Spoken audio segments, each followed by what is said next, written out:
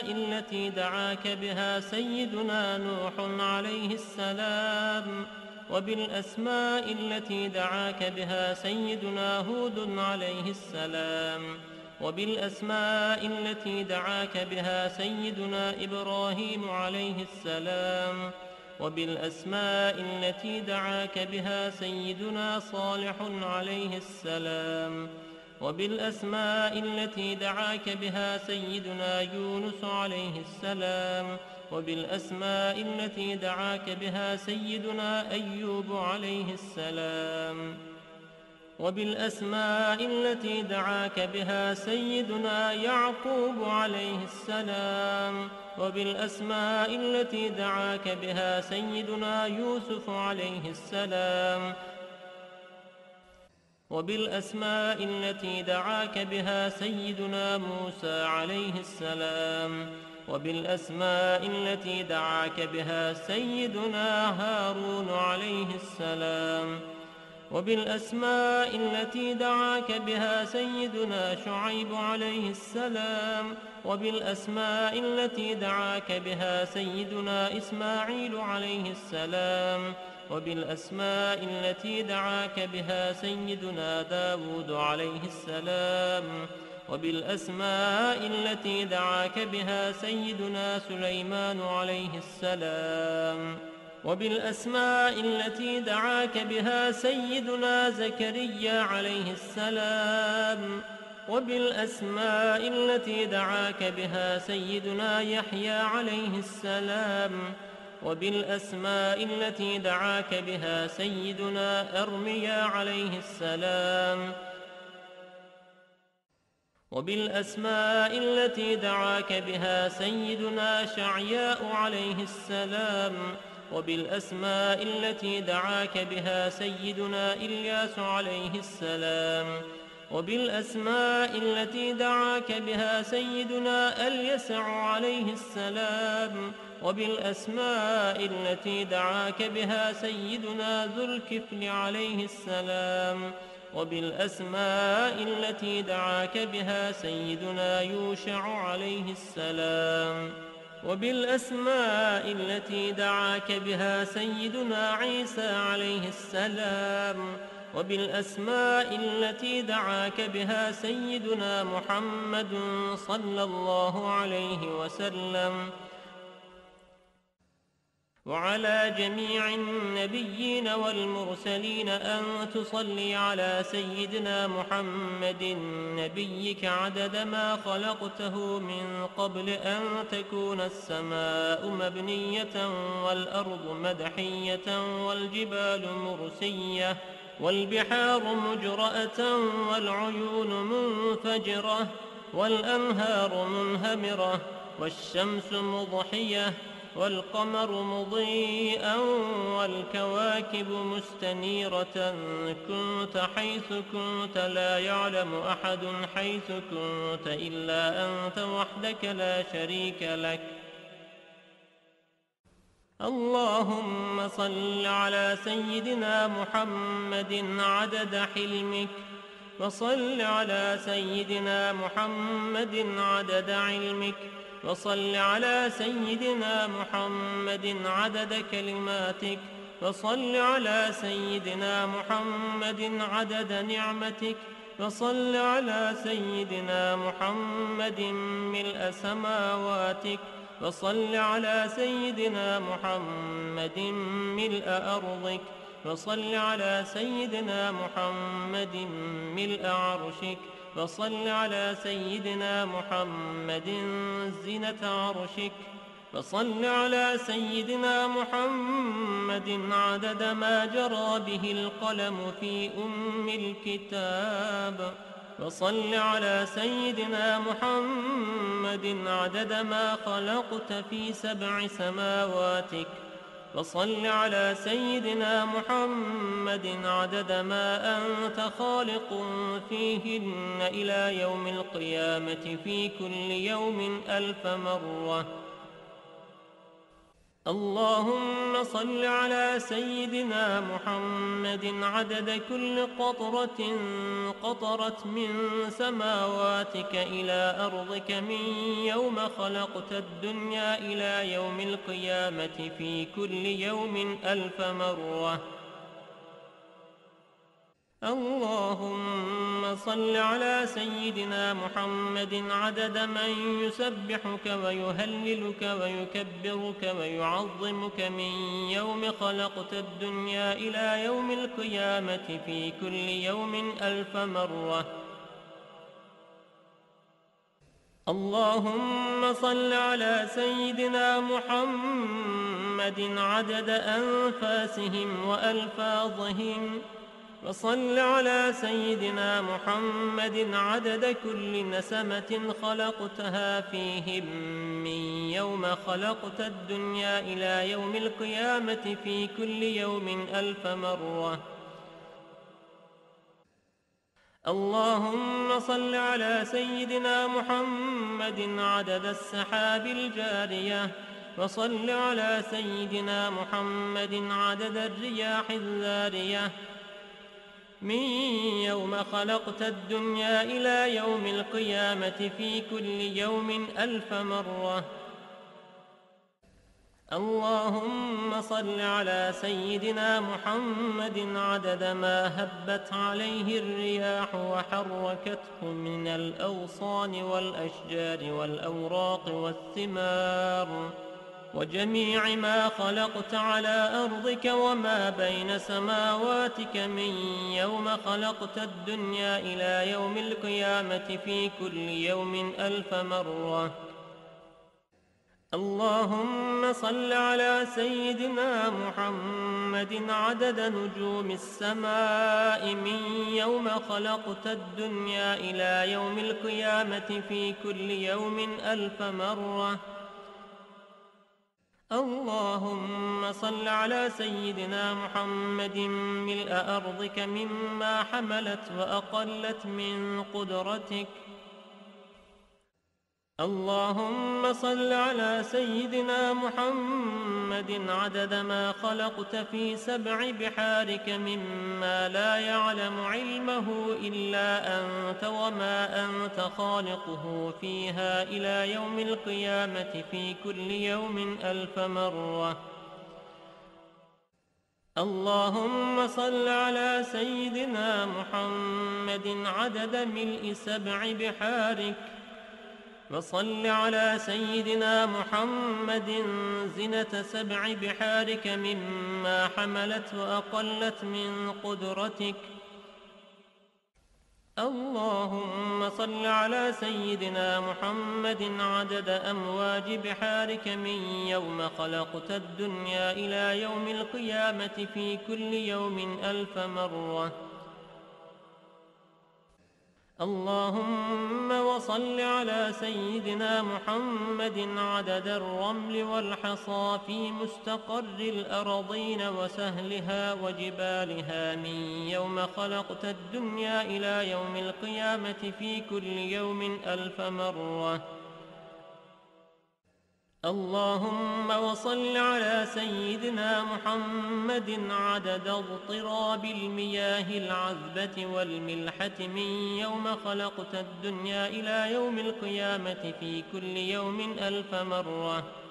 وصل على سيدنا محمد عدد ما خلقته على جديد أرضك في مستقر الأرضين شرقها وغربها سهلها وجبالها وأوديتها وطريقها وعامرها وغامرها إلى سائر ما خلقته عليها وما فيها ومدر وحجر من يوم خلقت الدنيا إلى يوم القيامة في كل يوم 1000 مرة. اللهم صل على سيدنا محمد النبي عدد نبات الأرض من قبلتها وشرقها وغربها وسهلها وجبالها وأوديتها وأشجارها وثمارها وأوراقها وزروعها وجميع ما يخرج من نباتها وبركاتها من يوم خلقت الدنيا إلى يوم القيامة في كل يوم 1000 مرة.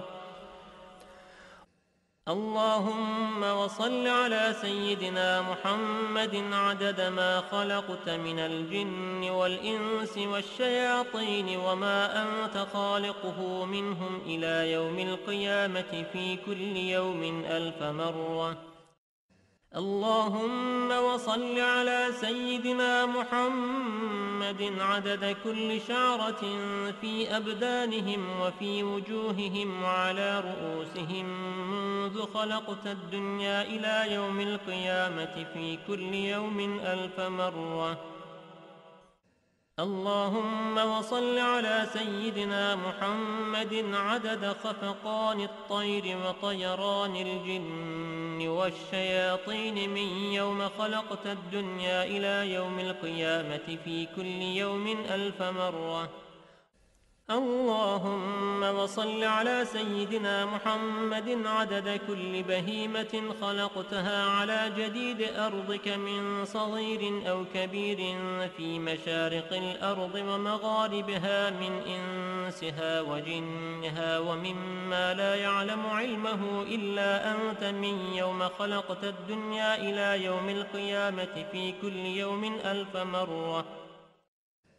اللهم وصل على سيدنا محمد عدد خطاهم على وجه الأرض من يوم خلقت الدنيا إلى يوم القيامة في كل يوم 1000 مرة.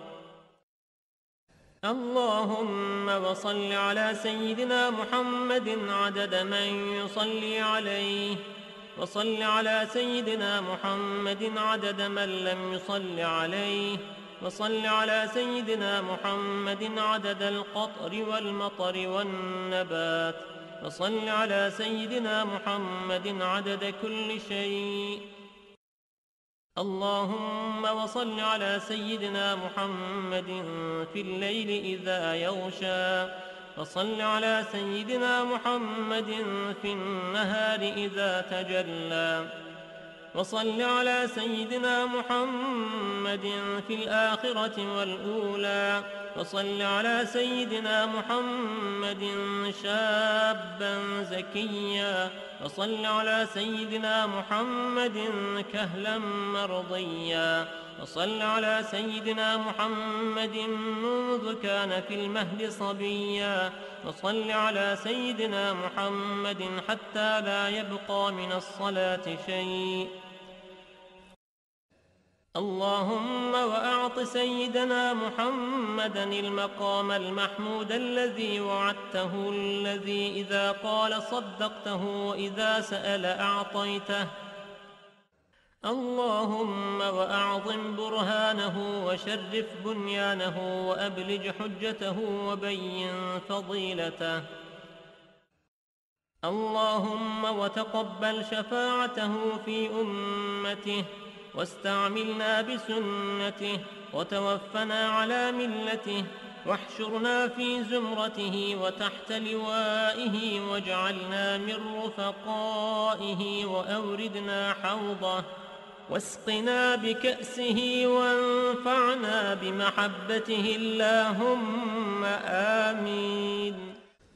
وأسألك بأسمائك التي دعوتك بها أن تصلي على سيدنا محمد عدد ما وصفت ومما لا يعلم علمه إلا أنت، أن ترحمني وتتوب علي وتعافيني من جميع البلاء والبلوى، وأن تغفر لي وترحم المؤمنين والمؤمنات والمسلمين والمسلمات الأحياء منهم والأموات، وأن تغفر لعبدك المذنب الخاطئ الضعيف، وأن تتوب عليه إنك غفور رحيم. اللهم آمين يا رب العالمين. قال رسول الله صلى الله عليه وسلم: من قرأ هذه الصلاة مرة واحدة كتب الله له ثواب حجة مقبولة وثواب من أعتق رقبة من ولد إسماعيل عليه السلام.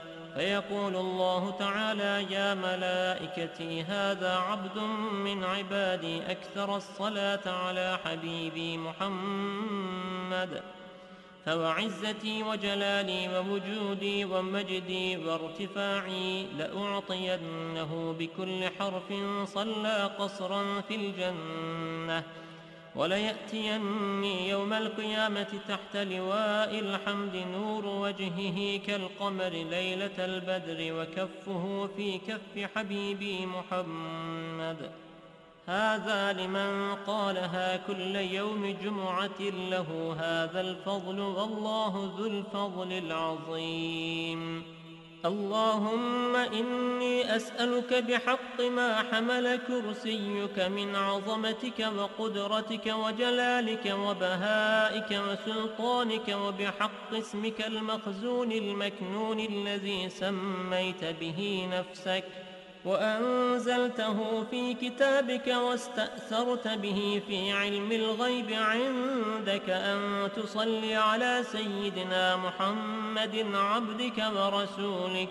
وأسألك باسمك الذي إذا دعيت به أجبت وإذا سئلت به أعطيت.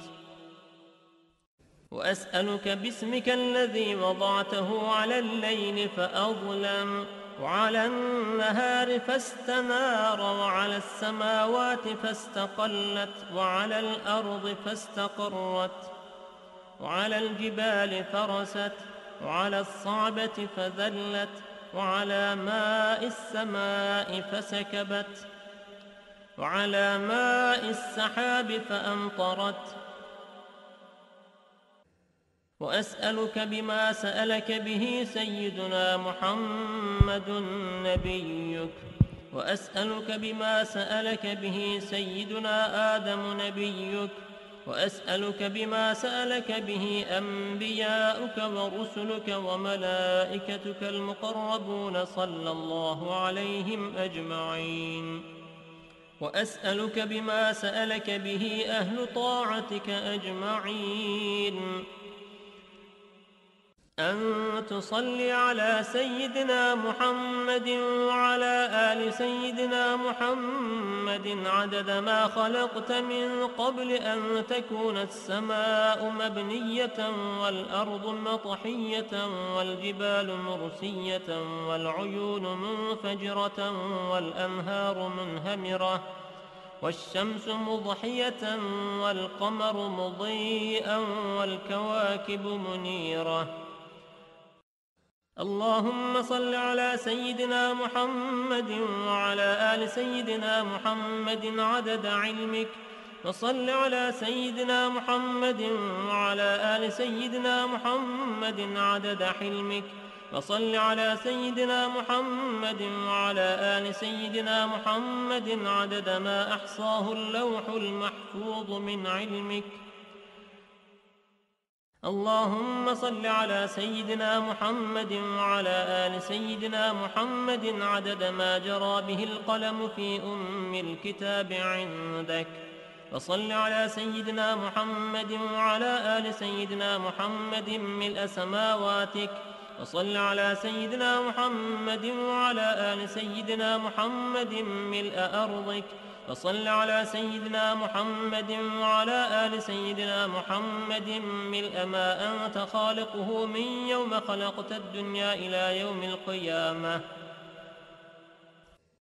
اللهم صل على سيدنا محمد وعلى آل سيدنا محمد عدد صفوف الملائكة وتسبيحهم وتقديسهم وتحميدهم وتمجيدهم وتكبيرهم وتهليلهم من يوم خلقت الدنيا إلى يوم القيامة.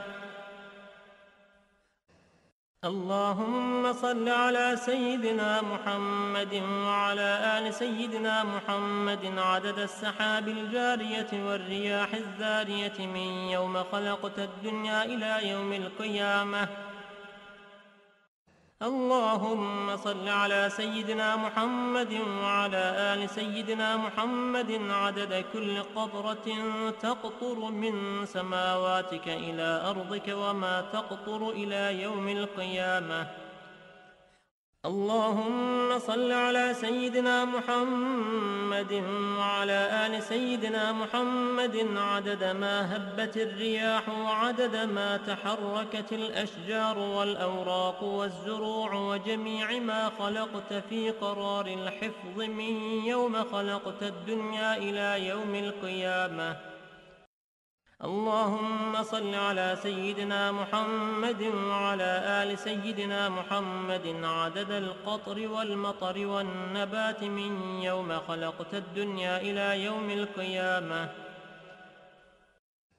اللهم صل على سيدنا محمد وعلى آل سيدنا محمد عدد النجوم في السماء من يوم خلقت الدنيا إلى يوم القيامة. اللهم صل على سيدنا محمد وعلى آل سيدنا محمد عدد ما خلقت في بحارك السبعة مما لا يعلم علمه إلا أنت وما أنت خالقه إلى يوم القيامة. اللهم صل على سيدنا محمد وعلى آل سيدنا محمد عدد الرمل والحصى في مشارق الأرض ومغاربها. اللهم صل على سيدنا محمد وعلى آل سيدنا محمد عدد ما خلقت من الجن والإنس وما أنت خالقه إلى يوم القيامة. اللهم صل على سيدنا محمد وعلى آل سيدنا محمد عدد أنفاسهم وألفاظهم وألحاظهم من يوم خلقت الدنيا إلى يوم القيامة.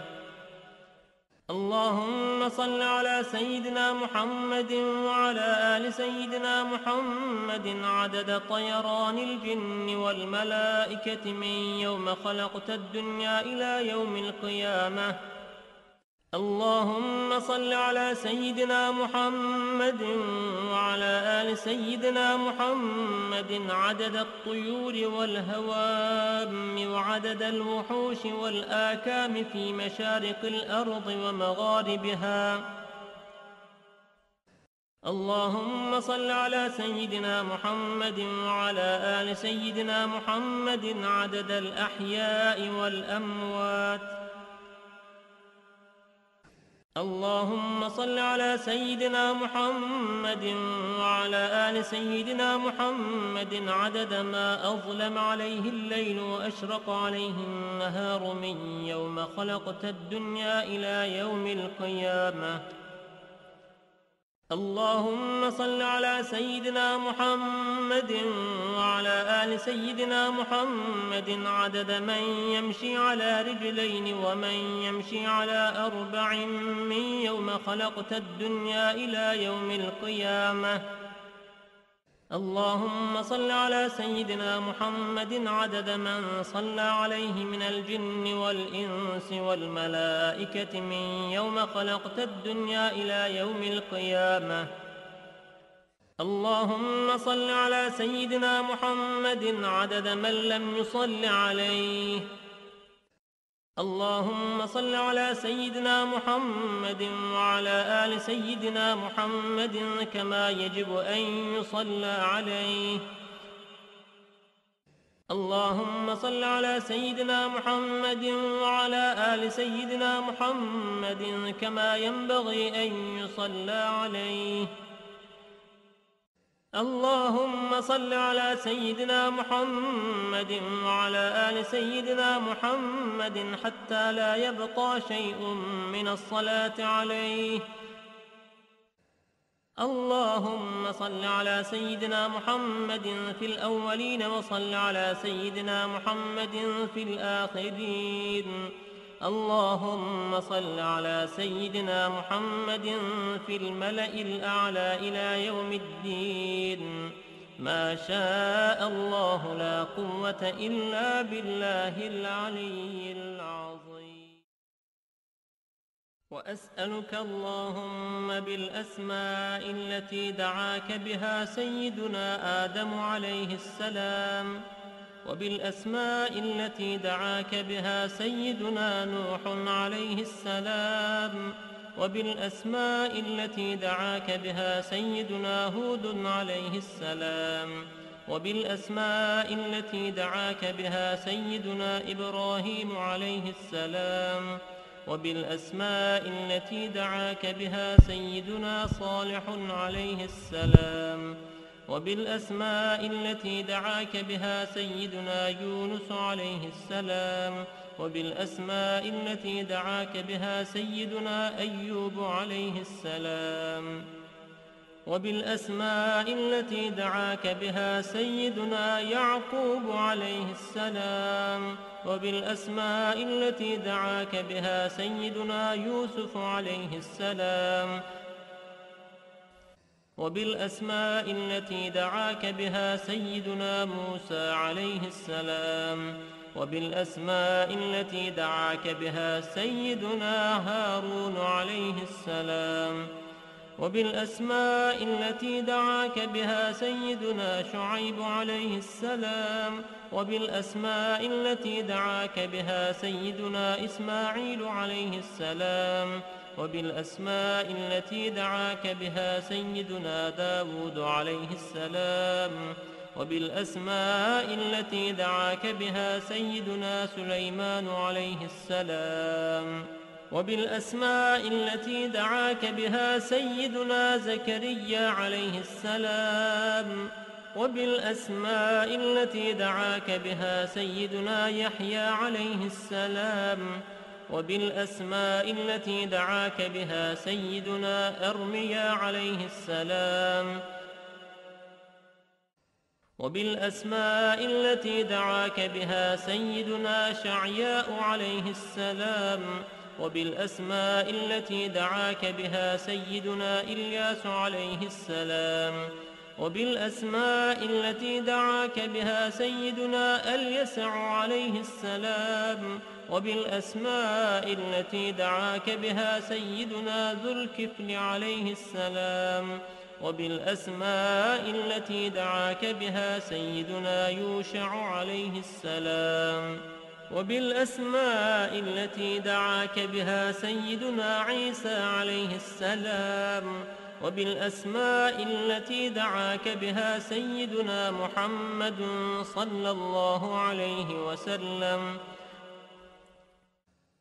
وعلى جميع النبيين والمرسلين أن تصلي على سيدنا محمد نبيك عدد ما خلقته من قبل أن تكون السماء مبنية والأرض مدحية والجبال مرسية والبحار مجرأة والعيون منفجرة والأنهار منهمرة والشمس مضحية والقمر مضيئا والكواكب مستنيرة، كنت حيث كنت لا يعلم أحد حيث كنت إلا أنت وحدك لا شريك لك.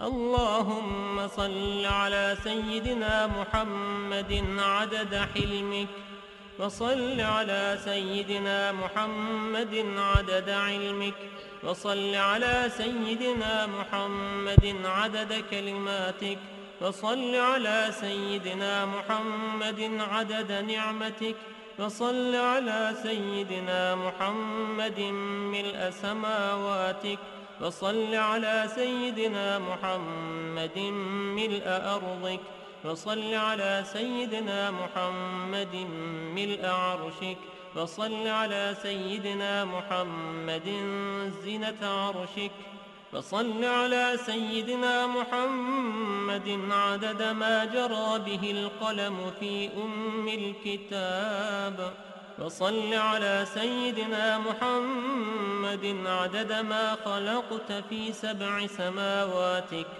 وصل على سيدنا محمد عدد ما أنت خالق فيهن إلى يوم القيامة في كل يوم 1000 مرة.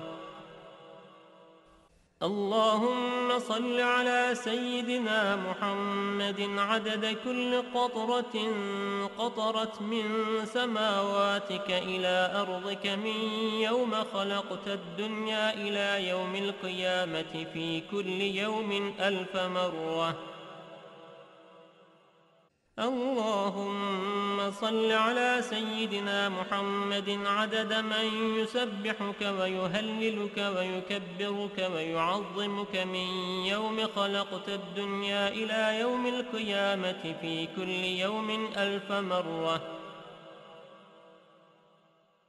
اللهم صل على سيدنا محمد عدد أنفاسهم وألفاظهم، وصل على سيدنا محمد عدد كل نسمة خلقتها فيهم من يوم خلقت الدنيا إلى يوم القيامة في كل يوم 1000 مرة.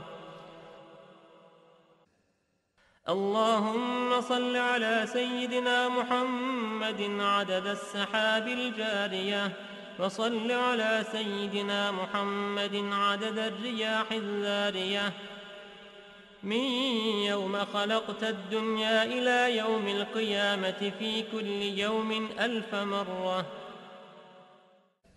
اللهم صل على سيدنا محمد عدد ما هبت عليه الرياح وحركته من الأغصان والأشجار والأوراق والثمار وجميع ما خلقت على أرضك وما بين سماواتك من يوم خلقت الدنيا إلى يوم القيامة في كل يوم 1000 مرة. اللهم صل على سيدنا محمد عدد نجوم السماء من يوم خلقت الدنيا إلى يوم القيامة في كل يوم 1000 مرة. اللهم صل على سيدنا محمد ملء أرضك مما حملت وأقلت من قدرتك. اللهم صل على سيدنا محمد عدد ما خلقت في 7 بحارك مما لا يعلم علمه إلا أنت وما أنت خالقه فيها إلى يوم القيامة في كل يوم 1000 مرة. اللهم صل على سيدنا محمد عدد ملء 7 بحارك، وصل على سيدنا محمد زنة 7 بحارك مما حملت وأقلت من قدرتك. اللهم صل على سيدنا محمد عدد أمواج بحارك من يوم خلقت الدنيا إلى يوم القيامة في كل يوم 1000 مرة. اللهم وصل على سيدنا محمد عدد الرمل والحصى في مستقر الأرضين وسهلها وجبالها من يوم خلقت الدنيا إلى يوم القيامة في كل يوم 1000 مرة. اللهم وصل على سيدنا محمد عدد اضطراب المياه العذبة والملحة من يوم خلقت الدنيا إلى يوم القيامة في كل يوم 1000 مرة. وصل على سيدنا محمد عدد ما خلقته على جديد أرضك في مستقر الأرضين شرقها وغربها سهلها وجبالها وأوديتها وطريقها وعامرها وغامرها إلى سائر ما خلقته عليها وما فيها ومدر وحجر من يوم خلقت الدنيا إلى يوم القيامة في كل يوم 1000 مرة. اللهم صل على سيدنا محمد النبي عدد نبات الأرض من قبلتها وشرقها وغربها وسهلها وجبالها وأوديتها وأشجارها وثمارها وأوراقها وزروعها وجميع ما يخرج من نباتها وبركاتها من يوم خلقت الدنيا إلى يوم القيامة في كل يوم 1000 مرة. اللهم وصل على سيدنا محمد عدد ما خلقت من الجن والإنس والشياطين وما أنت خالقه منهم إلى يوم القيامة في كل يوم 1000 مرة. اللهم وصل على سيدنا محمد عدد كل شعرة في أبدانهم وفي وجوههم وعلى رؤوسهم منذ خلقت الدنيا إلى يوم القيامة في كل يوم 1000 مرة. اللهم وصل على سيدنا محمد عدد خفقان الطير وطيران الجن والشياطين من يوم خلقت الدنيا إلى يوم القيامة في كل يوم 1000 مرة. اللهم وصل على سيدنا محمد عدد كل بهيمة خلقتها على جديد أرضك من صغير أو كبير في مشارق الأرض ومغاربها من إنسها وجنها ومما لا يعلم علمه إلا أنت من يوم خلقت الدنيا إلى يوم القيامة في كل يوم 1000 مرة. اللهم وصل على سيدنا محمد عدد خطاهم على وجه الأرض من يوم خلقت الدنيا إلى يوم القيامة في كل يوم 1000 مرة.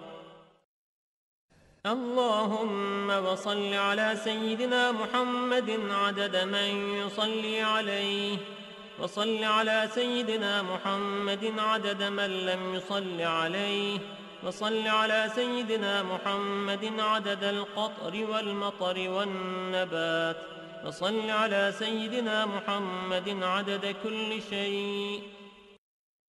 اللهم وصل على سيدنا محمد في الليل إذا يغشى.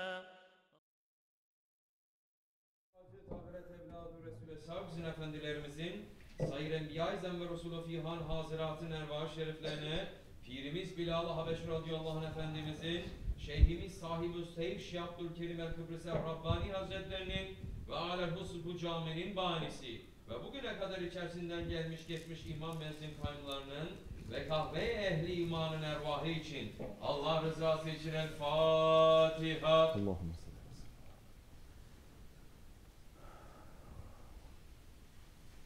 Euzubillahimineşşeytanirracim. Bismillahirrahmanirrahim. İnnallâhe ve melâiketehu yusallûne alen-nebî. Ya eyyühellezîne âmenû sallu aleyhi ve sellimû teslîmâ. Allahümme salli alâ seyyidina Muhammedin ve alâ ali seyyidina Muhammed. Allahu Ekber, Allahu Ekber, Allahu Ekber, Allahu Ekber. Eşhedü en la ilahe illallah, eşhedü en la ilahe illallah, eşhedü enne Muhammeden Resulullah, eşhedü enne Muhammeden Resulullah. Hayy ale's-salâh, hayy ale's-salâh, hayy alel-felâh, hayy alel-felâh. Allahu Ekber, Allahu Ekber, la ilahe illallah.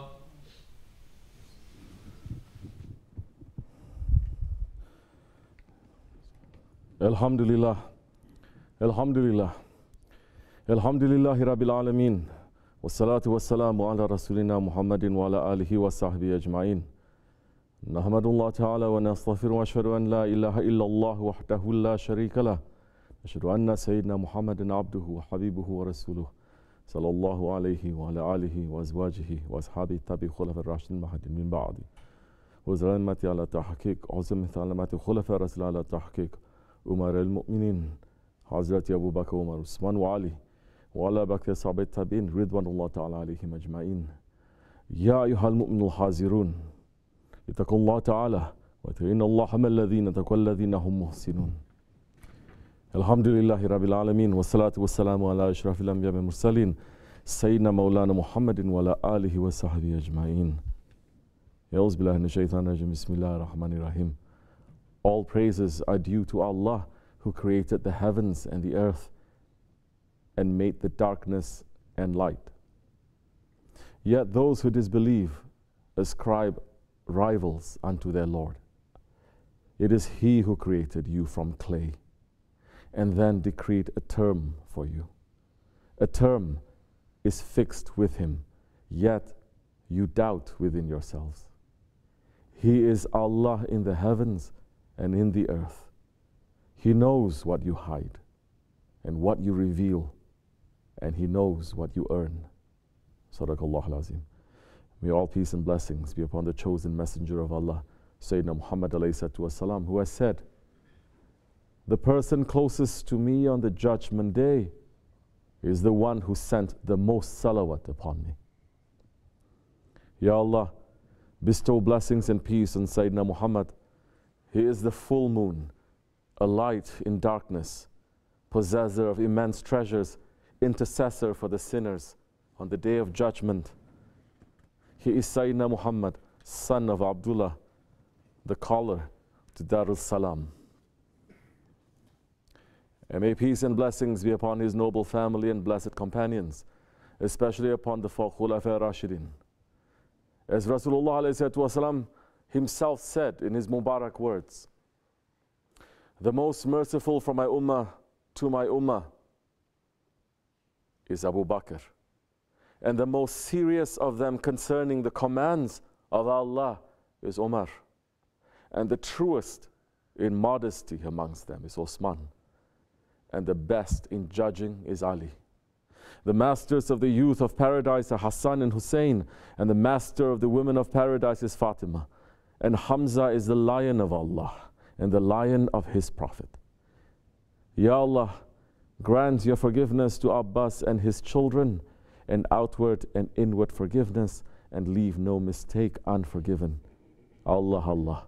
Fear Allah when it comes to my Sahabis. Do not make them targets after me.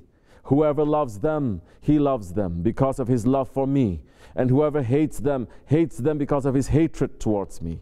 And the best of my nation is my generation, and those who follow them, and those who follow them. The Sultan is the shadow of Allah on earth.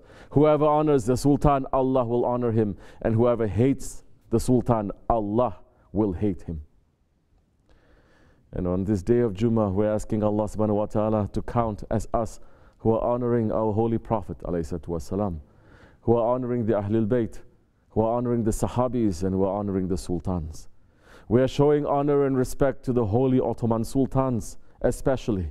And on this last Jummah of Rabiul Akhir, we are remembering Ulu Haqqan Sultan Abdul Hamid Khan, the hero of the Ummah, on the day of his Urs. We are remembering the majestic and glorious days of our history, when the Imams would stand on the mimbar and read the khutbah in the name of the Holy Sultan, the shadow of Allah on earth.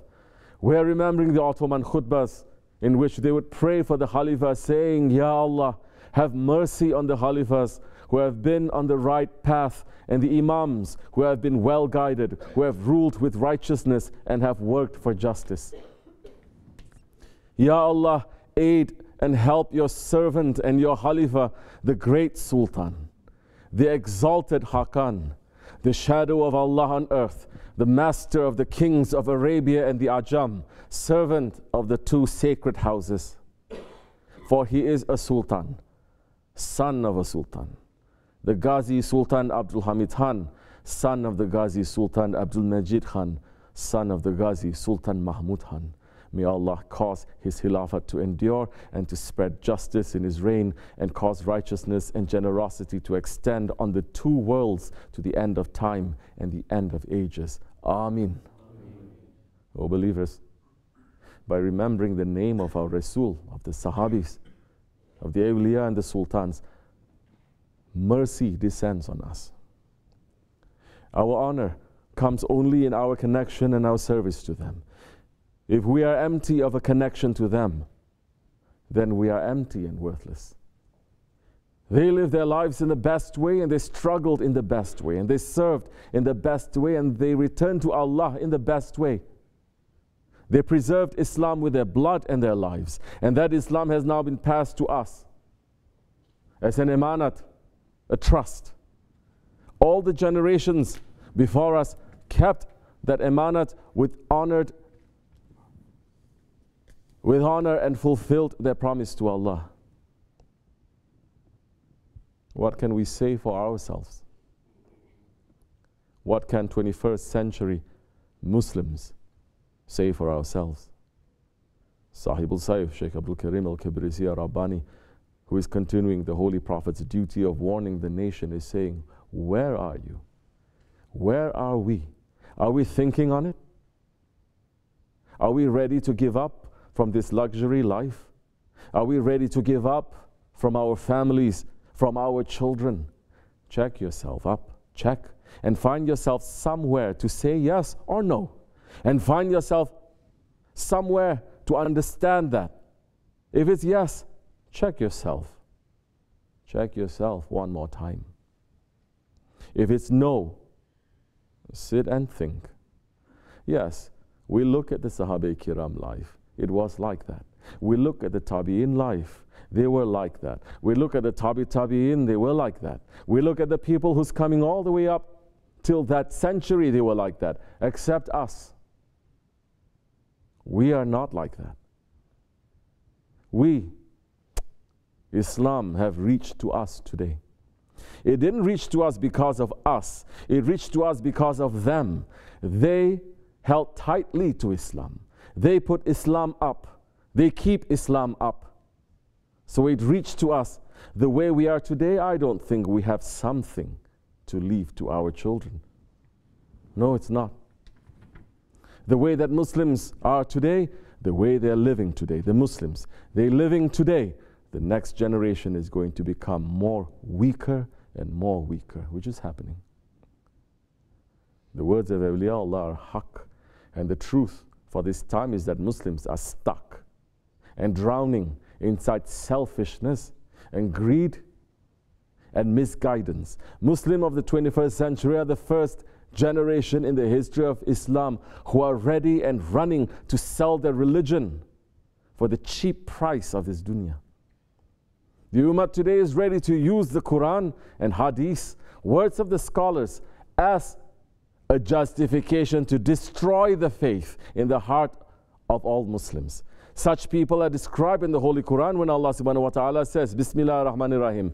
When it is said to them, believe as the others believe, they say, shall we believe as fools believe? The ones who say this are the fools, but they don't know. And when they meet those who believe, they say, we believe. But when they are alone with their evil ones, they say, we are really with you. We were just mocking. But in reality, Allah mocks them, leaving them to wander like blind ones. These are the ones who have traded guidance for error. But this business has no profit. And they lost true guidance. Sadaqallahu Azim. May Allah save us from being from this category of people. O believers, believers do not follow an invented Islam. Believers do not follow a new Islam. Believers don't follow a secular Islam. Believers do not follow a reformed Islam. Believers do not follow a moderate Islam. Believers don't follow enlightened Islam. Don't follow an Islam that is being developed and changed by these agents of Dajjal in the Akhir Zaman. Don't follow a way that insults the Holy Prophet ﷺ by saying that his hadiths are violent. Don't follow a way that insults the Sahaba Kiram by calling them barbarians. Don't follow a way that insults the awliya Allah by calling them soothsayers. Don't follow a way that insults your grandfathers by calling them ignorant and backward. O believers, follow the warning of Rasulullah ﷺ, who said, at the end of time there will be such a Dajjal and liars who will narrate to you such narrations that you nor your grandfathers would have heard of. You must keep away from them and make them keep away from you, so that you are not able to misguide, they are not able to misguide you and put you in confusion. O believers, we are following the way of the Sahaba Kiram. And we are following the way of the ones who follow the Sahaba Kiram. All other paths are fitna. All other paths that don't follow the Sahaba Kiram, and those who follow the Sahabis, and those who follow the Sahabis, they are fitna. Who is saying this? Rasulullah ﷺ is saying this 1400 years ago. He is saying the tribes of Israel broke into 72 different groups. My ummah will break into 73 sects. All of them will be in the fire except for one, the group that follows what I and my Sahabis are following.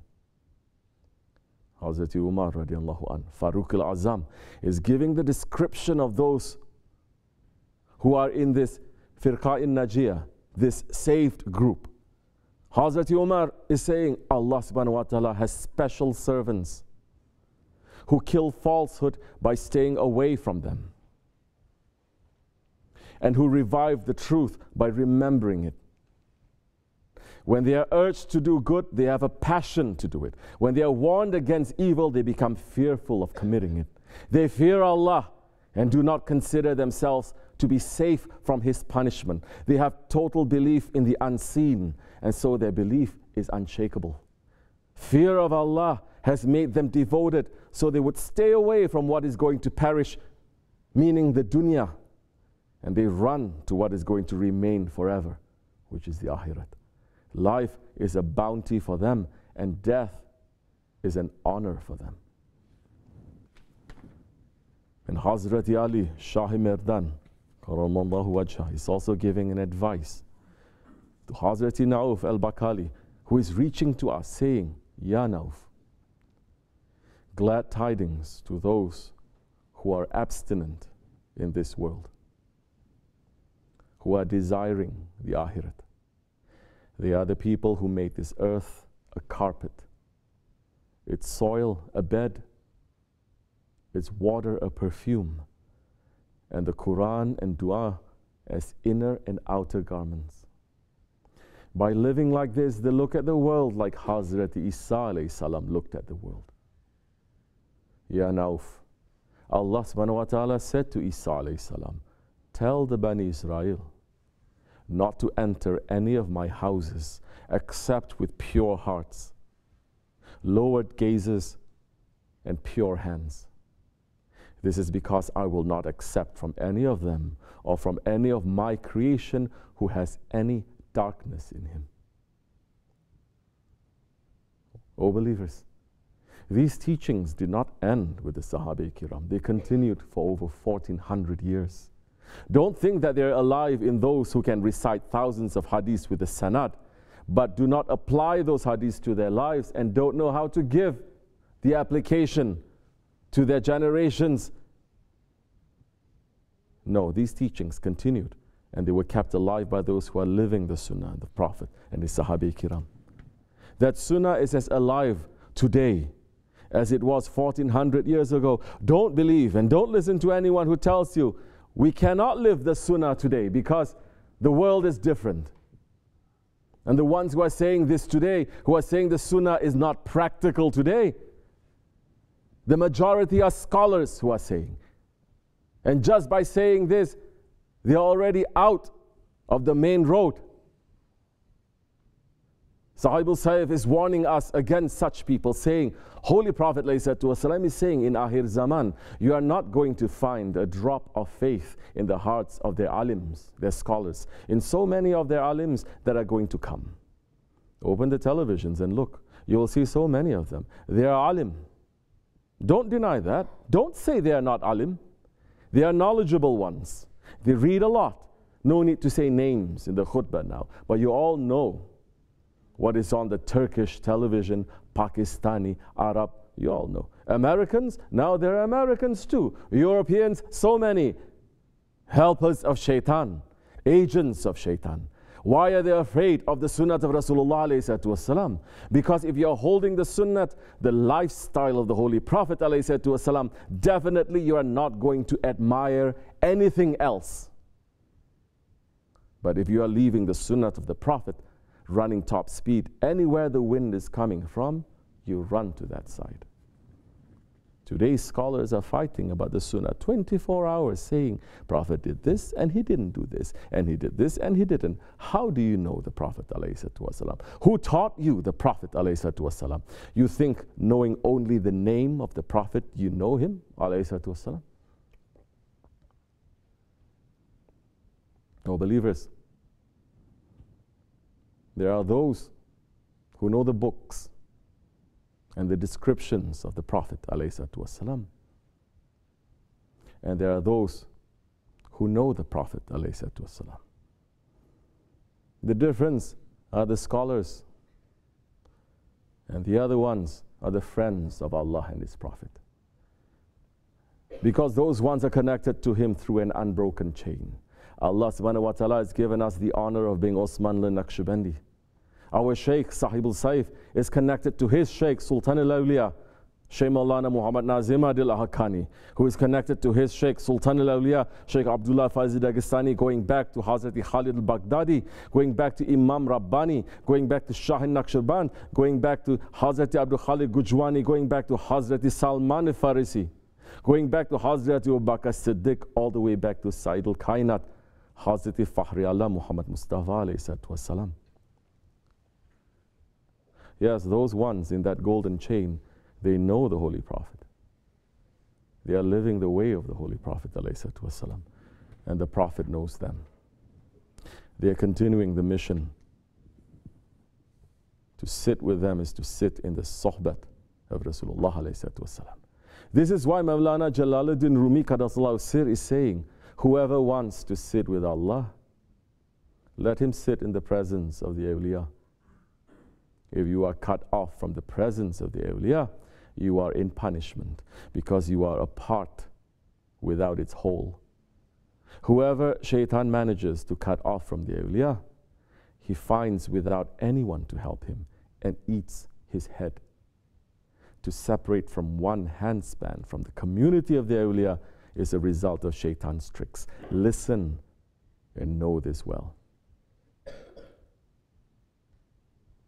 This is advice, especially for those who are traveling in the way of tariqat. O believers, we thank Allah subhanahu wa ta'ala endlessly for being in the companionship, in the jama'at of those ones whom Allah loves. Treat this companionship, this jama'at, like the companionship of the Holy Prophet ﷺ. That time we may taste just a drop of what the Sahabis that they went through, that their whole lives was filled with pain and suffering, but they were living beyond paradise just because they were with the Holy Rasulullah ﷺ. That time we can return to Allah and say that we tried to live in the way of the Sahabi Kiram in the Akhir Zaman. We do not admire, and we should not admire anything else except for the lifestyle of the Prophet ﷺ. Allah subhanahu wa ta'ala is pleased with those ones who are walking on that way. As our Shaykh is saying, you must live for that word and you must die for that word, saying La ilaha illallah Muhammadur Rasulullah. That is the time that you are carrying the faith, and that is the time that you're obeying Allah and His Prophet. That's why Allah is saying to us, when you're obeying Allah and His Prophet, then you will be with the prophets, with the salihin, with the righteous ones, with the shuhada, and with the good ones in the judgment day. And after that, you will be with them. And he is saying to us, what good friends you have now. Yes, that's what you need. That's what we need. Not just to say, I accept the Prophet. Accepting the Prophet, ﷺ, you must accept his lifestyle. You must take his lifestyle to apply to your life. Islam is teaching us how to live. We're asking our Lord to let us to be in that Jamaat here and hereafter. We're asking to hear that calling on Judgment Day for our Lord to say to us, what good friends you have now. Go to your friends. Let them accept us in this life and let them accept us in the next life. May Allah forgive us. Ameen. Astaghfirullah. Astaghfirullah. Astaghfirullah. Lazim la ilaha illa wa al-hayyul qayyum wa atubu ilayh. لا إله إلا الله وحده لا شريك له له الملك والحمد لله كل شيء قدير لا إله إلا الله وحده لا شريك له له الملك والحمد لله كل شيء قدير لا إله إلا الله وحده لا شريك له الملك والحمد لله كل شيء لا إله إلا أنت سبحانك لا إله إلا أنت سبحانك لا إله إلا أنت سبحانك سبحان قدوس ربنا سبحان قدوس ربنا إنا دينا إلى الله الإسلام قام الصلاة اللهم صل على محمد الله أكبر الله أكبر الله أكبر أشهد أن لا إله إلا الله أشهد أن لا إله إلا الله أشهد أن محمدا رسول الله أشهد أن محمدا رسول الله حي على الصلاة حي على الصلاة حي على الفلاح حي على الفلاح قد قامت الصلاة قد قامت الصلاة الله أكبر لا إله إلا الله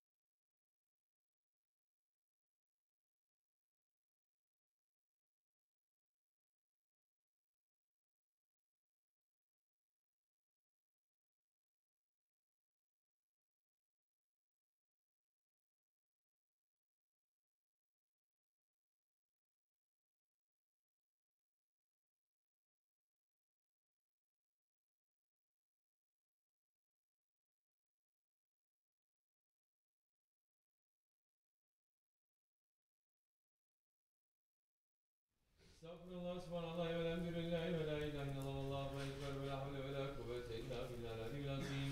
Euzubillahi mineşşeytanirracim. Bismillahirrahmanirrahim. Ve ila fil amadin la ilahe illa ve rahmanirrahim. Allahu la ilahe illa ve la yu'l kayyum.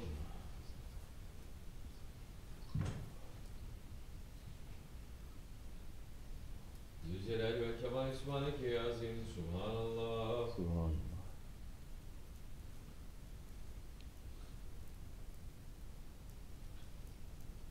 نعمة الإسلام وشرف الإيمان دائما الحمد لله. نعم. لا إله شأن ولا إله غير الله أكبر.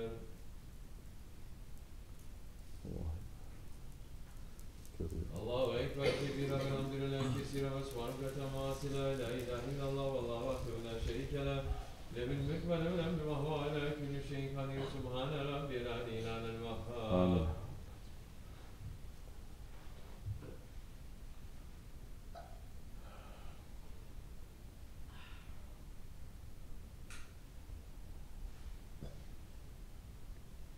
الحمد لله رب العالمين. الفاتحة. أعوذ بالله من الشيطان الرجيم. بسم الله الرحمن الرحيم. آمن الرسول بما أنزل إليه من ربه والمؤمنون كل آمن بالله وملائكته وكتبه ورسله لا نفرق بين أحد من الرسل وقالوا سمعنا وأطعنا غفرانك ربنا وإليك المصير. لا يكلف الله نفسا إلا وسعها لها ما كسبت وعليها ما اكتسبت. ربنا لا تؤاخذنا إن نسينا وأطعنا ربنا ولا تحمل علينا إصرا كما حملته على الذين من قبلنا. ربنا ولا تحملنا ما لا طاقة لنا به واعف عنا واغفر لنا وارحمنا أنت مولانا فانصرنا على القوم الكافرين. آمنا بالله صدق الله العظيم. بسم الله الرحمن الرحيم. قل هو الله الصمد لم يلد ولم يولد ولم يكن له كفوا أحد. الله أكبر. بسم الله الرحمن الرحيم. قل هو لم يلد ولم يولد ولم يكن له كفوا أحد. الله أكبر. بسم الله الرحمن الرحيم.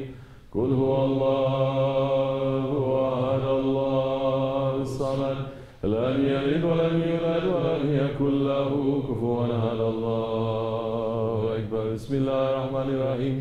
قل أعوذ برب الفلق من شر ما خلق ومن شر غاسق إذا وقب ومن شر النفاثات في العقد ومن شر حاسد إذا حسد. الله أكبر. بسم الله الرحمن الرحيم. قل أعوذ برب الناس مالك الناس إله الناس من شر الوسواس الخناس الذي يوسوس في صدور الناس من الجنة والناس. الله أكبر. لا إله إلا الله. لا إله إلا الله. لا إله إلا الله. لا إله إلا الله. لا إله إلا الله. لا إله إلا الله. لا إله إلا الله. لا إله إلا الله. لا إله إلا الله. لا إله إلا الله. سيدنا مولانا محمد رسول الله صلى الله عليه وآله وسلم. اللهم صل على محمد وعلى آل محمد وسلم. اللهم صل على محمد وعلى آل محمد وسلم. اللهم صل على محمد وعلى آل محمد وسلم. اللهم صل على محمد وعلى آل محمد وسلم. اللهم صل على محمد وعلى آل محمد وسلم. اللهم صل على محمد وعلى آل محمد وسلم. اللهم صل على محمد وعلى آل محمد وسلم. اللهم صل على محمد وعلى آل محمد وسلم. وسلم اللهم صل على محمد وعلى آل محمد وسلم اللهم صل على محمد وعلى آل محمد وسلم صل على وسلم على جميع الأنبياء والمرسلين وعلى كل الأجمل والحمد لله رب العالمين على أشرف العالمين سيدنا محمد الصلوات على أفضل العالمين سيدنا محمد الصلوات على أكمل العالمين سيدنا محمد الصلوات صلوات الله تعالى وملائكته وأنبيائه ورسله وجميع الخلق محمد وعلى آل محمد عليه السلام ورحمة الله تعالى وبركاته رضي الله تبارك وتعالى عن سيدنا أصحاب رسول الله أجمعين وعن تابع ميسان مجتهدنا الماتن والأمام المنتج والأنبياء الصالحين وإلى مشايخنا وتركاتنا نقشبندية العليا قدس الله تعالى رماه زكيا منور الله تعالى باركة ورى الله تعالى بركاته في ذاتهم دائما والحمد لله رب العالمين. الفاتحة. اللهم صل.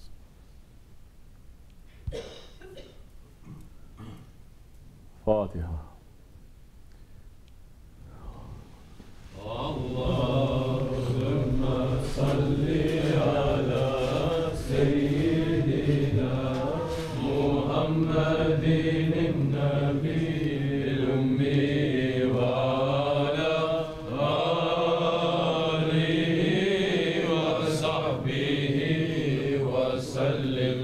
اللهم صل على سيدنا محمد النبي الأمي وعلى آله وصحبه وسلم. اللهم صل على سيدنا محمد النبي الأمي وعلى آله وصحبه وسلم. اللهم صل على سيدنا محمد النبي الأمي وعلى آله وصحبه وسلم. الله أكبر الله أكبر لا إله إلا الله والله أكبر. الله أكبر ولله الحمد. الله أكبر الله أكبر لا إله إلا الله والله أكبر. الله أكبر ولله الحمد. الله أكبر الله أكبر لا إله إلا الله والله أكبر. الله أكبر ولله الحمد. لا شريك له مصطفى رسول الله صلى الله عليه وسلم. حاسن شيخ سلطان. الفاتحة. Biz Osmanlıyız. Biz Osmanlıyız. Pek şanlıyız. Pek şanlıyız. Tekbir. Allahu Ekber. Tekbir. Allahu Ekber. Tekbir. Allahu Ekber. Walillahil hamd. Assalamu alaikum. Juma Mubarak. Welcome to you. Welcome to me. Welcome to the believers, inshallah. And give thanks to your Lord. And give salams to each other. Give peace to each other. The Muslims, they have lost the meaning of salamu alaikum also. It become just as a word to say, how are you? Hello. The meaning of that is you're taking salams from your Lord. One of Allah's names is Salam. He is the creator of Salam. Taking that Salam, that peace from Him, and to offer it to someone else. But Muslims today, they don't have peace. Because they're trying to take peace from this dunya, satisfaction from this world, from everything else except for what Allah has created the salams to be. The biggest salam and the biggest salah is to our Holy Prophet ﷺ. So if you're not taking the peace from him, you cannot give peace. That's why you may say Salaam Alaikum, but you're giving what is from your heart. So many, the anger they are giving, the stubbornness and the jealousy and the arrogance they are giving. Outwardly, you can become the best Muslim, but inwardly, you don't have that peace from Allah. You find more of that peace coming from the West now in the Akhir Zaman, not from the East. Because the West is fed up, is trying to look for the salam from technology, from science, from this world, from everything else. Now they're saying, all this that we tried, it is not working, it's not giving peace to our hearts. We must look to something else. And they are running now, top speed, to look. They are running to the sun. So many are looking at Islam. So many are looking at Islam, but not even knowing that it is Islam. In the East, the sun is setting. This is the sign of the last day. The sun is going to rise from the West and set in the East. That's why we are here. Our work here is to keep that sun high, you understand? Not to let it to set. So many Muslims coming to the West to set the sun. Now, they're saying, we are here, I cannot give you the name of Ali, I have to give you the name of Billy, because otherwise everyone is going to make fun of you. Astaghfirullah. What about Allah and His Prophet? Alayhi salatu wassalam. So which lifestyle do you admire? And whose approval and love are you seeking from? This is important. We must all sit down and think clearly. Whose approval are we really looking for? Don't say Allah, because if the mankind is looking for the approval of Allah, if Muslims, not 2 billion Muslims, a handful of Muslims, they live according to the approval of Allah, this whole world will turn into a paradise. From that handful, this whole world will turn into a paradise. But now we have 2 billion Muslims saying we're living for Allah, but nothing is working. Every day, sinking lower and lower. Something is wrong. We must fix it, inshallah. May Allah forgive you. May Allah forgive me. These words are for those who likes it. You don't like it, leave it here. I will take it. May Allah bless our Shaykh, inshallah, and raise him high. Assalamu alaikum wa rahmatullahi wa barakatuh. Feel free. Sit.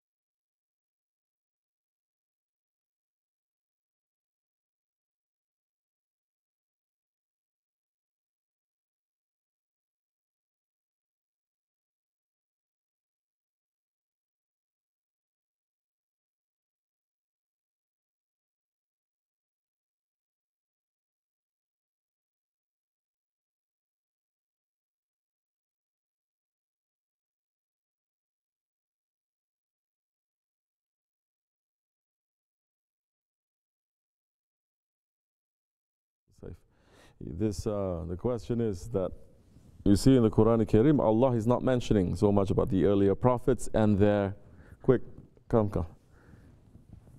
and their sahabis. Sahabis are companions.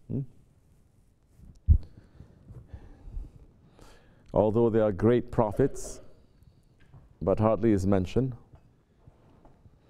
And only exception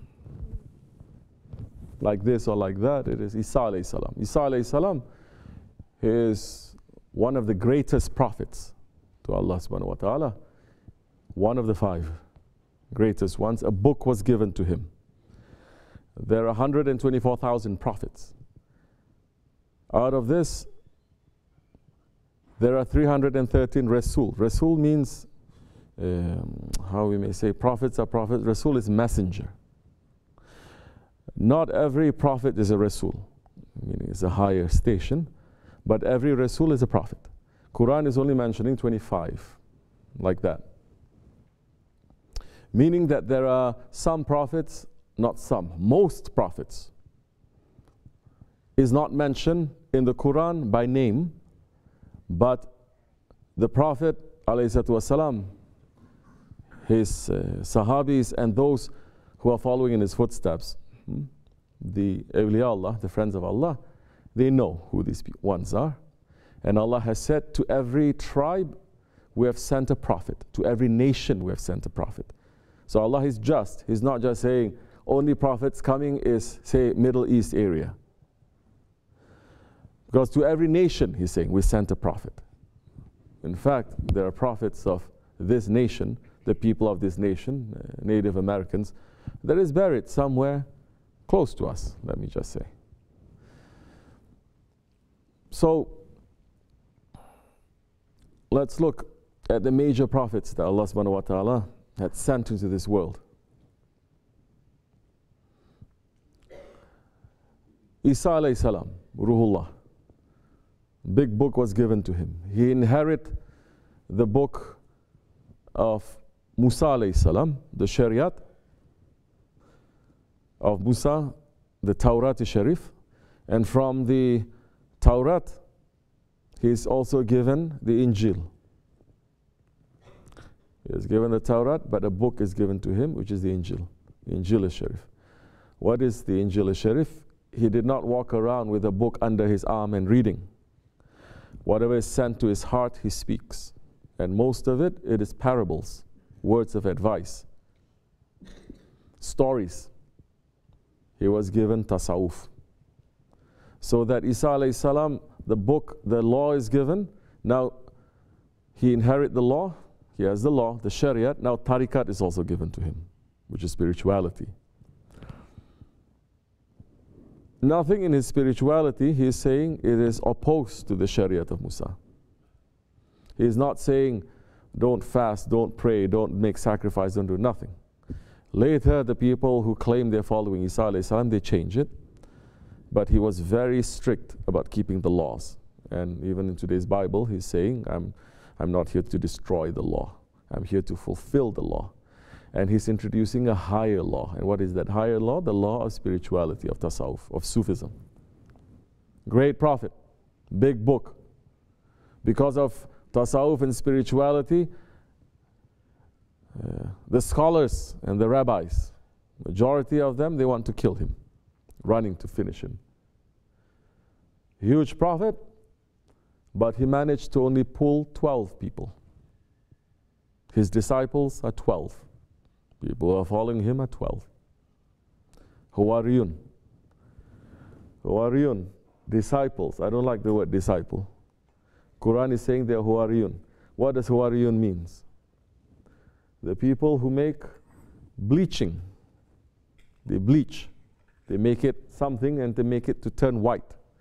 Because some of them, they are working in the lowest kind of work, kind of profession. If you look in India, those ones who are tanning leather and curing leather, it is considered one of the lowest, if not the lowest job in the world, correct? Because it is a very dirty job, a very stinky job. I remember watching this, This documentary, this is, I think this man, I think in Morocco, Algeria, he is tanning leather and a big pit like this, and he put the leather inside and he's collecting pigeons' droppings. And he's putting the pigeons' droppings inside because it is the most powerful, whatever compound it has in there, to soften the leather. They put it there, they let it sit there for some time, and he jump in there, and he is walking on it, pounding on it. Okay, don't think just because we live in America, the rest of the world now is like us. They are still working as their ancestors worked for thousands of years. Very hard work, very hard labor for pennies a day for us to enjoy our leather goods here. So think a little bit next time when you go shopping also.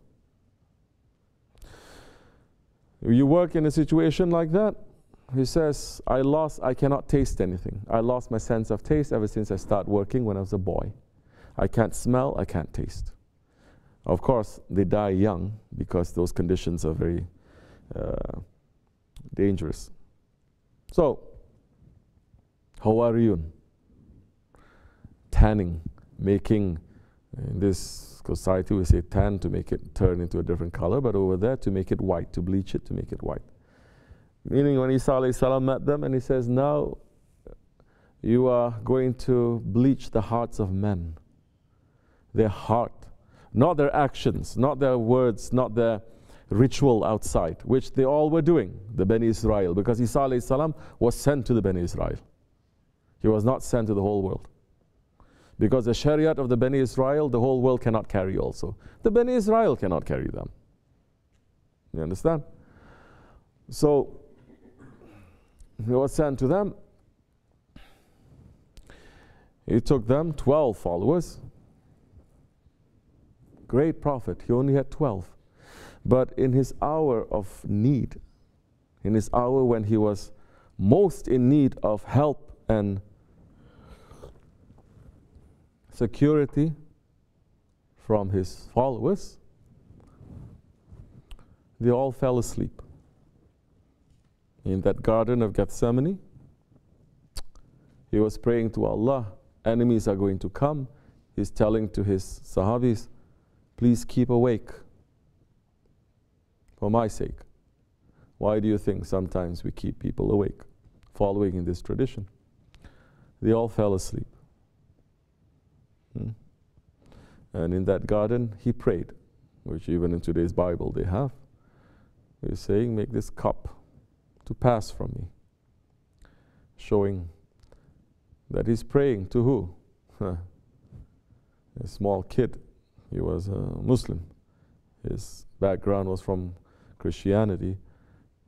And he asked his teacher, he said, if Jesus is God, then when he was in the garden, who was he praying to? Himself? He wasn't.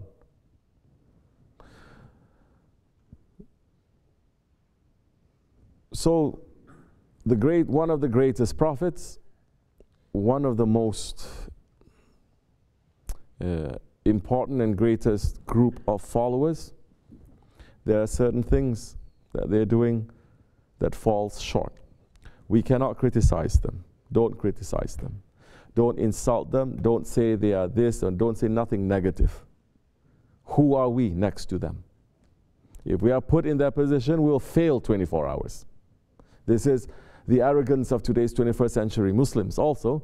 They think they can criticize, they can pass opinion about everything. Holy people, very pious people, salihin, prophets, they just pass judgment just like that. You don't know who you're speaking about. You say the wrong word, all of your good things that you've done is cancelled. So, now, Holy Prophet ﷺ, the Prophet Muhammad ﷺ, one man he came. When he came, he was one man. When he left this world, he had collected and united all of the Arab Peninsula, the Hijaz, and some from beyond also. And never before it has been done. Never. Arabs have never come together. Don't you see? Even today they cannot come together. It takes the greatest messenger to unite them.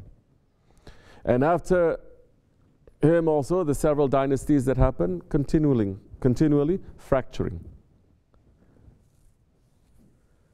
One man, he came when he was veiled, 124,000 companions he had. 124,000 companions. How were these companions? Allah has praised his companions, his Sahabis. We have to understand their qualities. What makes them to be completely different from earlier prophets and their companions also. These are the ones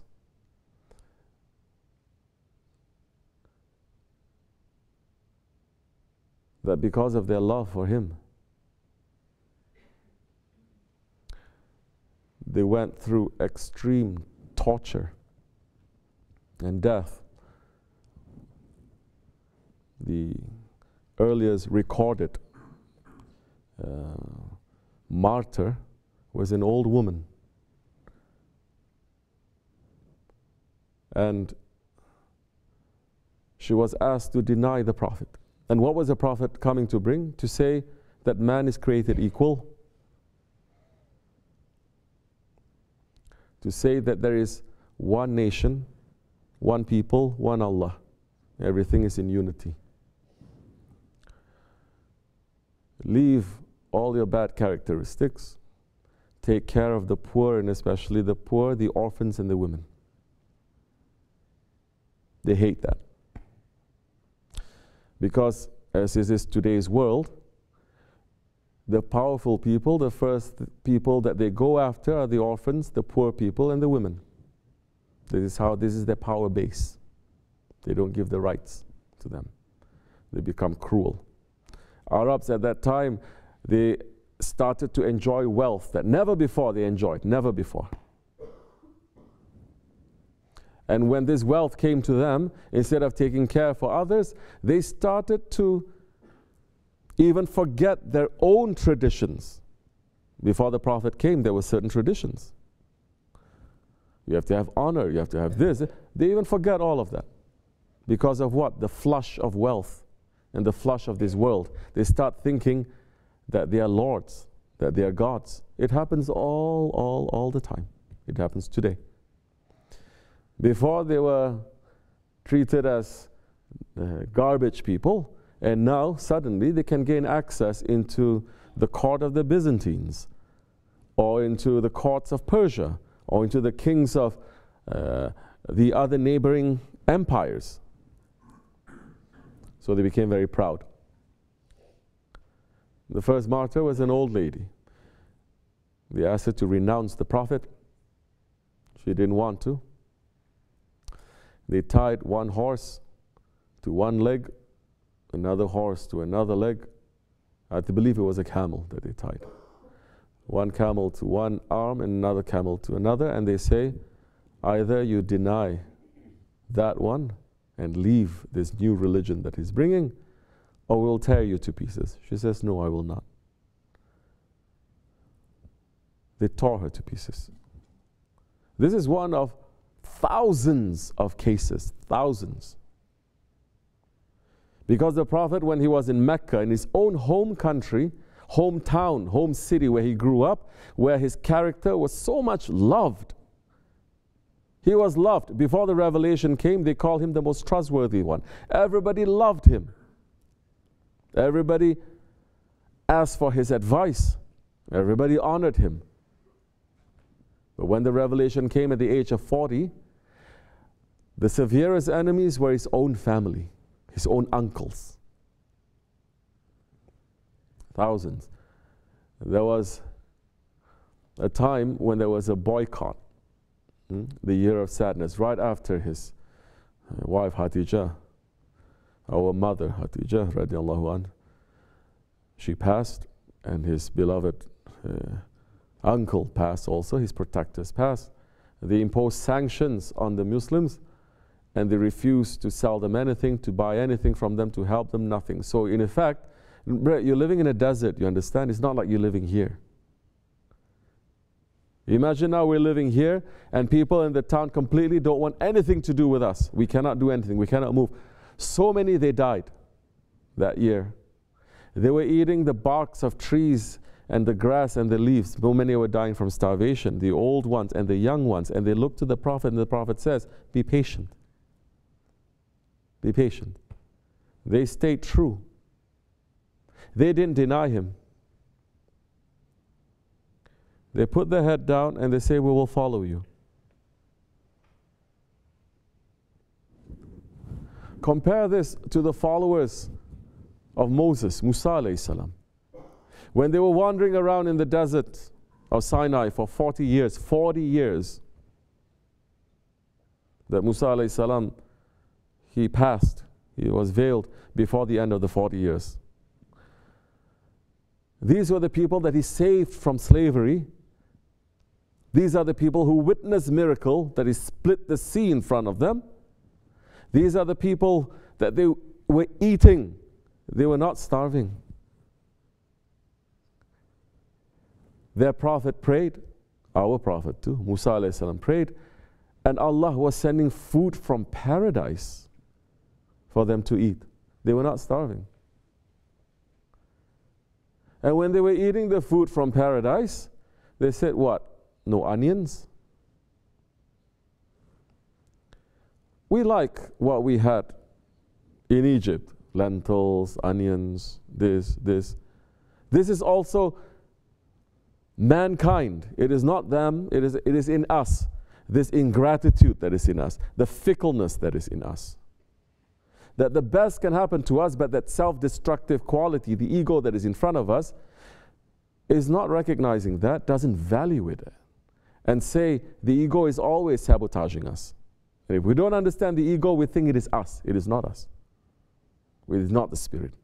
The spirit is in full submission, is in peace. The ego always wants more and more and more, is never in peace. They were not starving. They were given manna and salwa, and quail, and let's say heavenly desserts.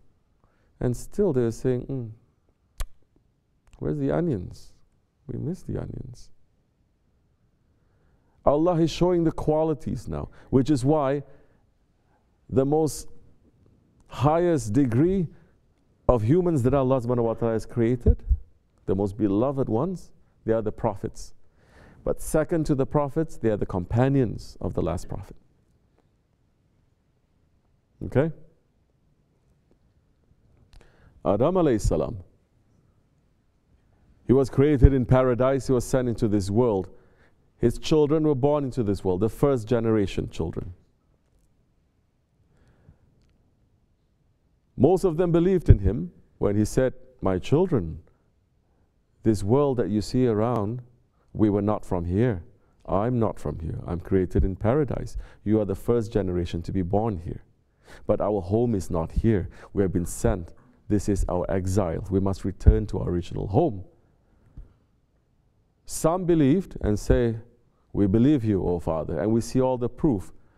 And some don't. Some say, you're growing old and you're losing your mind. What are you talking about? Another world over there. It's here. It's always been here. First generation. Their own father is heavenly. That quality, that ego that has,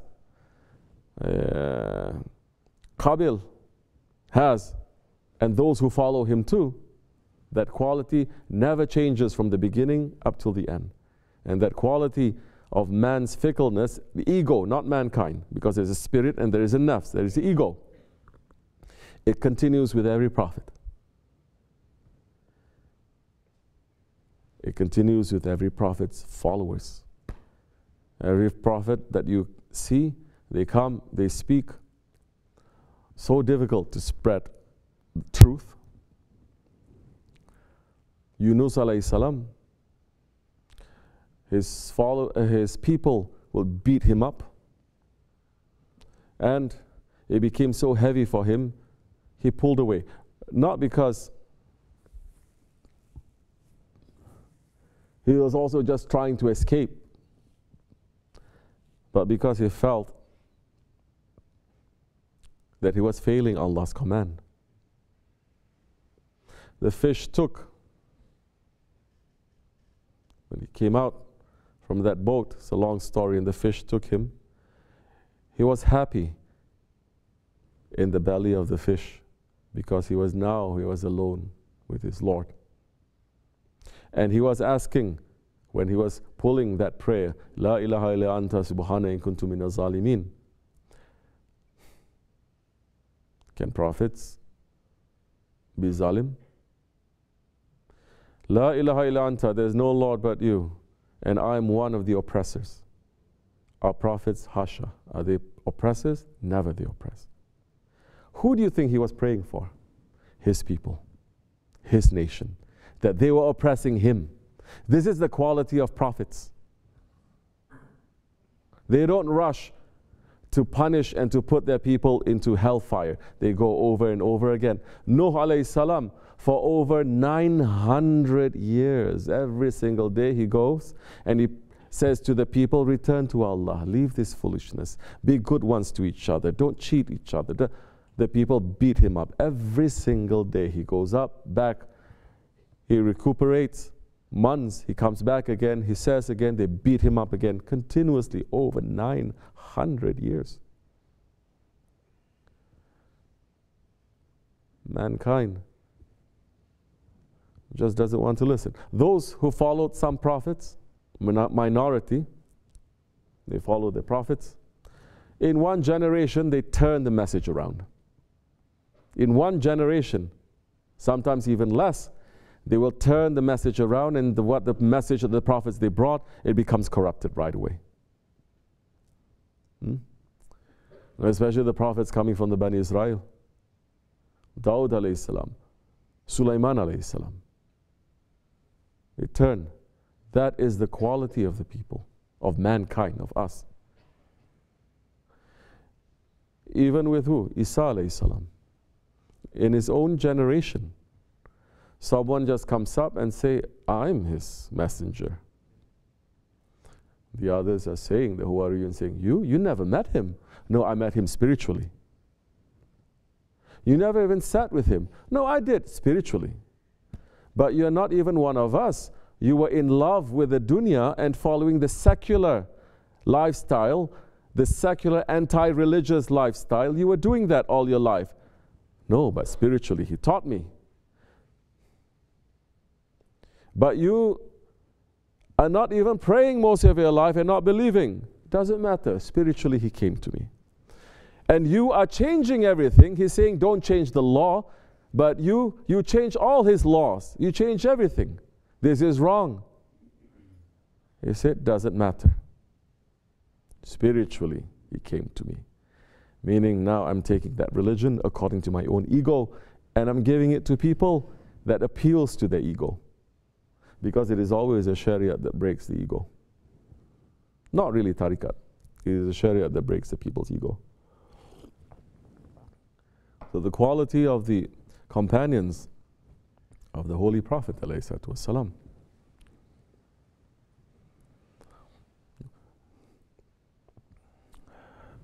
Those ones who were boiled alive, those children that were thrown into the fire and their parents jumping, those ones who left their families and their families came to kill them, those ones who left their wealth and all their possessions just to be with the Prophet and to live as very poor and very simple life. Those ones who left their honor, the honor that was given by their society. Of course, they found a greater honor. Those ones who gave up all their wealth. Did they give up all their wealth to the Prophet? No, they gave up all their wealth to the poor. You understand? They didn't give it all they didn't give up everything for the Prophet too. What does the Prophet, what does he need of wealth? And that's another thing, how our Prophet lived.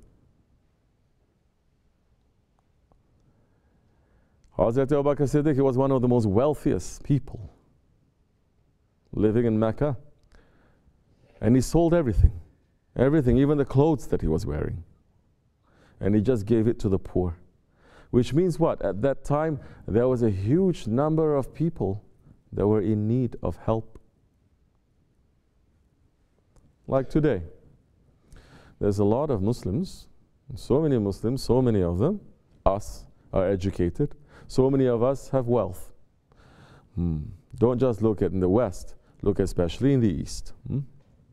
Muslim countries, they are holding one of the most, let's say, valuable resources in the world.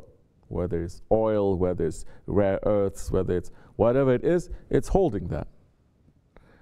Well, yet you see, there are still millions and millions, sounding like him, saying billions and billions and billions, millions and millions, that are living worse lifestyle, worse than poverty, complete oppression. And yet you see Muslim, rich Muslim multi-billionaires, they have toilets made of gold. But at the same time, they're claiming they're the most religious people in the world. Okay?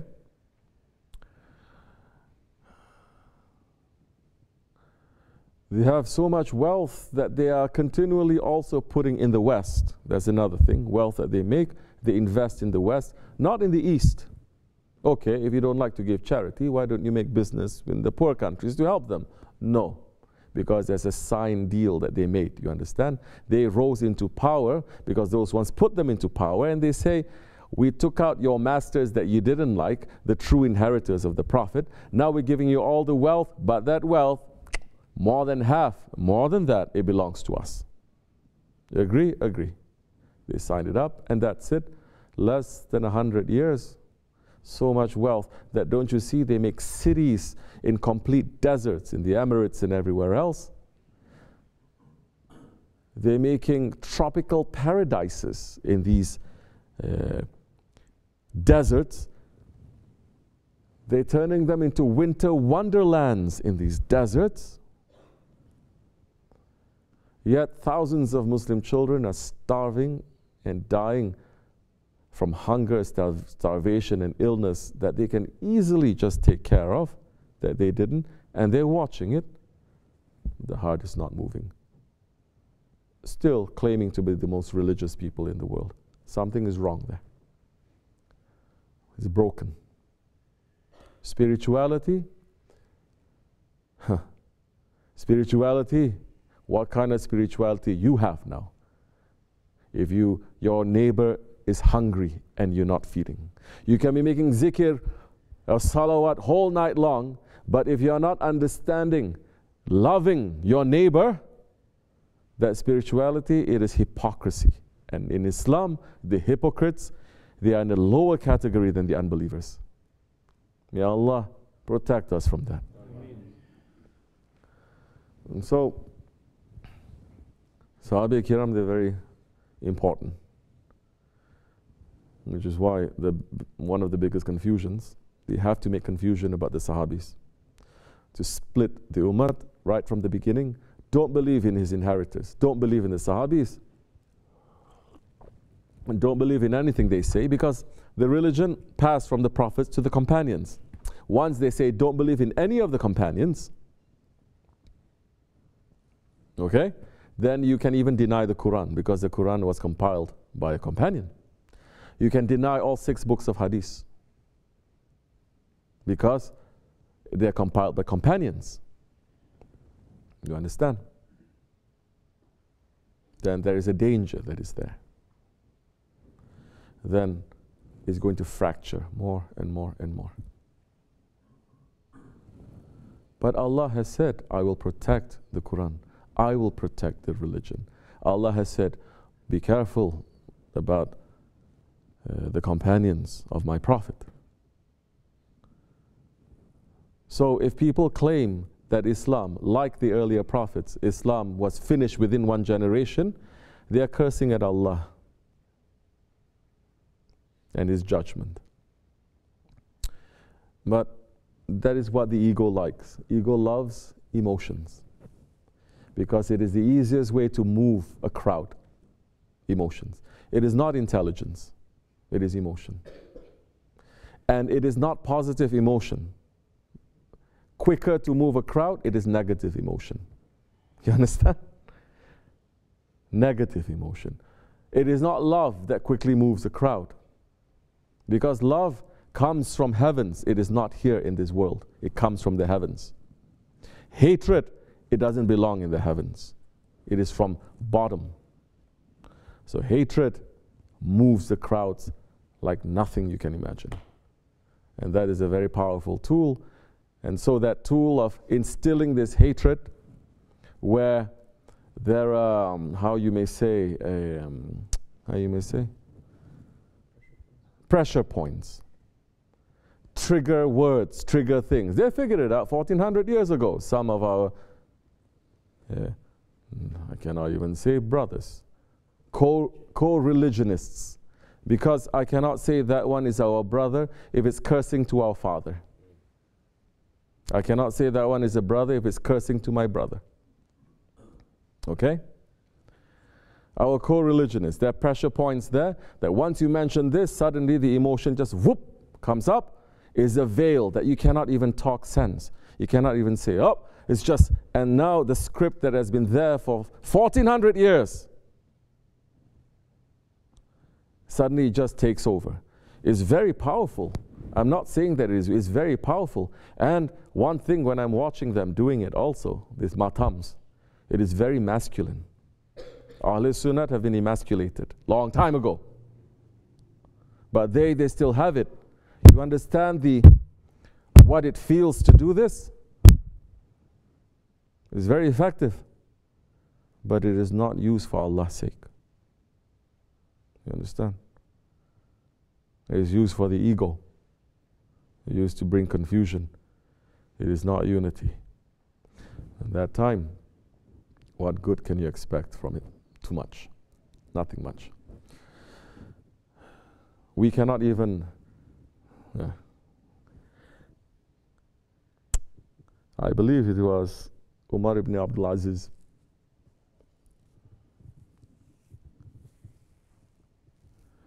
Some say he is the 5th righteous Khalifa.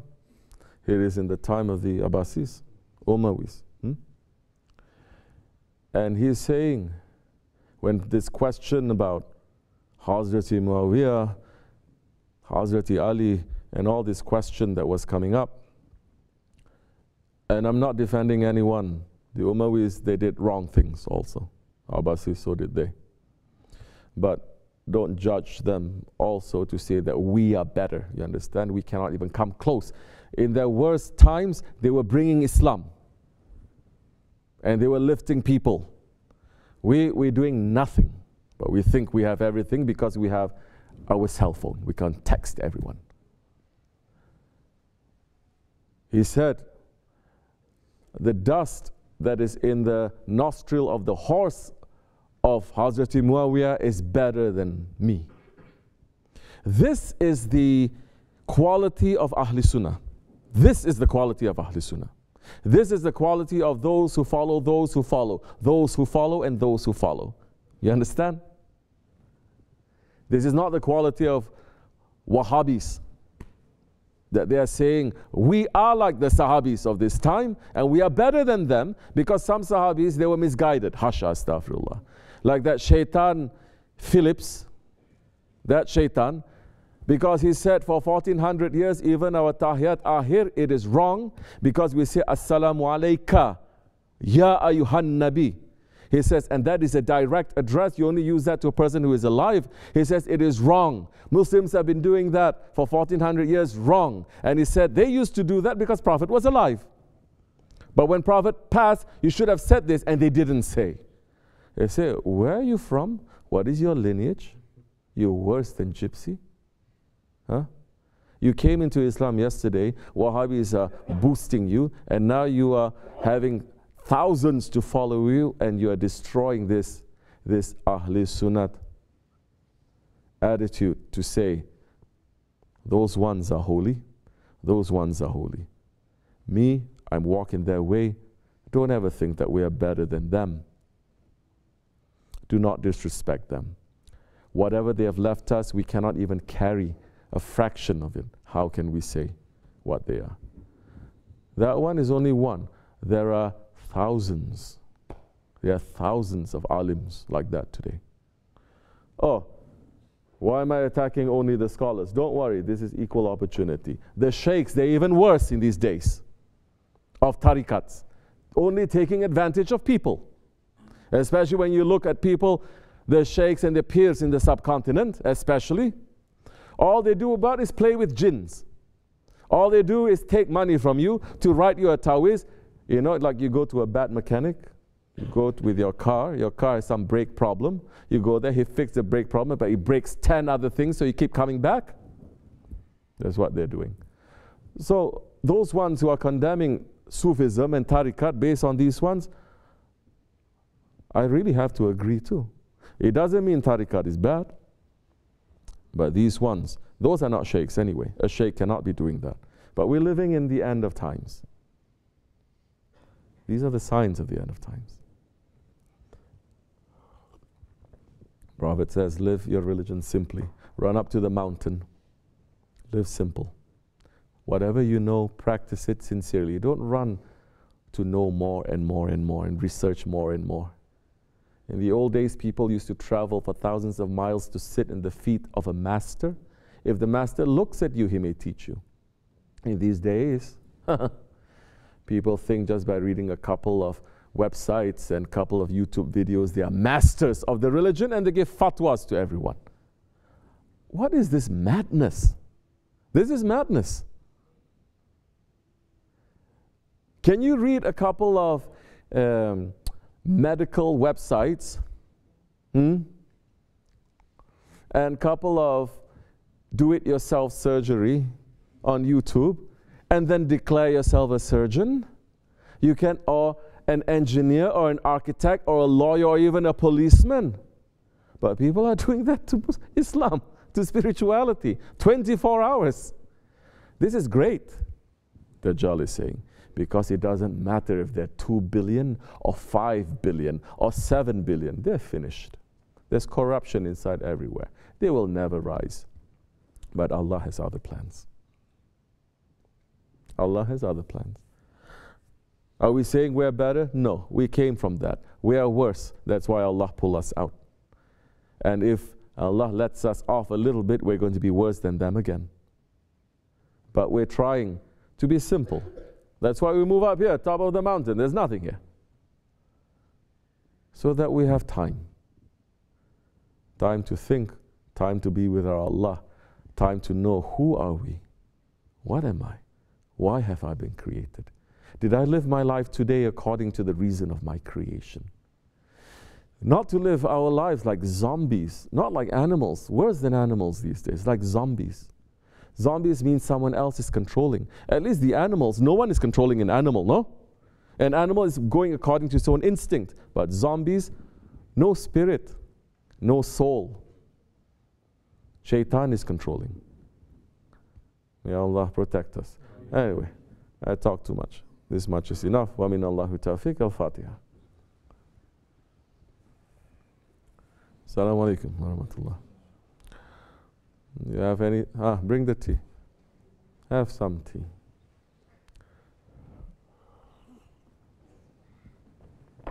Bismillah. Salli ya Rabbi wa sallim ala. No.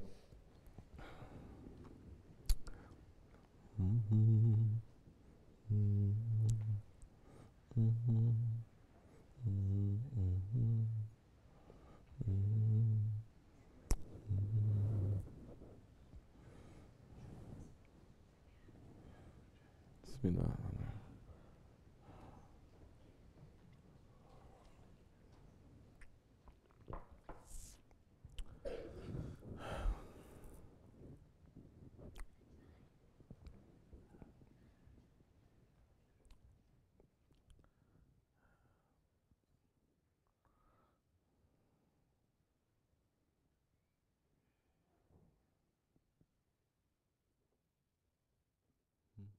Yes. Afiyet olsun. Drink your tea, inshallah.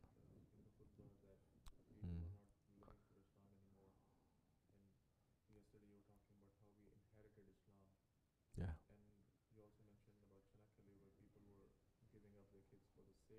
Yeah. But all of a sudden that changed. Yeah. And it was replaced by, like, people will give up their life for their country. Or right. How did that change that we completely forgot as a nation that? First you divide the nation. Then you take away the leadership of that nation. You take away the education system that has been there for over 1,000 years. You take away the religious and the spiritual foundations of that. You're saying how we can change? So easy. Let's say if Russia takes over America, takes away our system of government, takes away our way of dealing with economy, takes away our education system, health system, every system that we have been building up carefully for over 300 years, takes it and replaces it. What do you think is going to happen in the next generation? Just like that. Not only taking away, completely decimating and killing. The British did that to India in the 1800s. They killed thousands of alims. They destroyed the madrasa system. Thousands they were throwing into the fire and killing them. You understand? These British that we're meant to like look up to. But they were smart because they were using more ways than one. They said we force one way, we pet one way, we take the whip one day we whip, one day we do this, so people are not really know.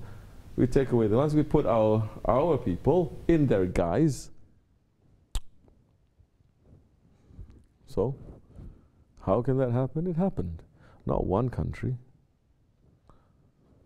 And I just saw an article recently. I didn't read it yet. It says how England stole $3 trillion from India. How do you think this little tiny island suddenly became the richest empire? Oh. So now the meaning of empire in Western terminology means just like the Vikings. Go over there, rape and plunder, and bring it back. That's all. This is the meaning of empire. This is the meaning of ruling. This is the meaning of colonialism.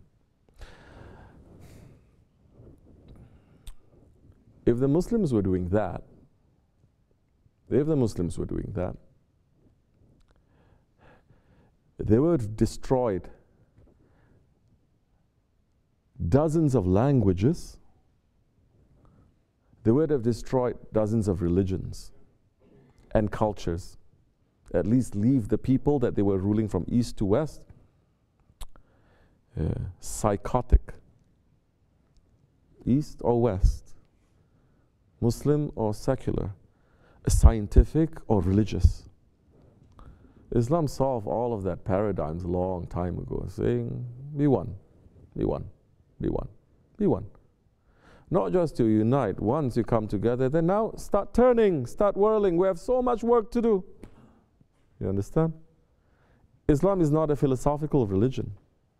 It is a practical religion. Now I'm looking around here and there. I'm still seeing people are still stuck with that kind of nonsense. So-called sheikhs and imams still stuck with that kind of trope. That the 1800s, early 1900s Wahhabis like, who said?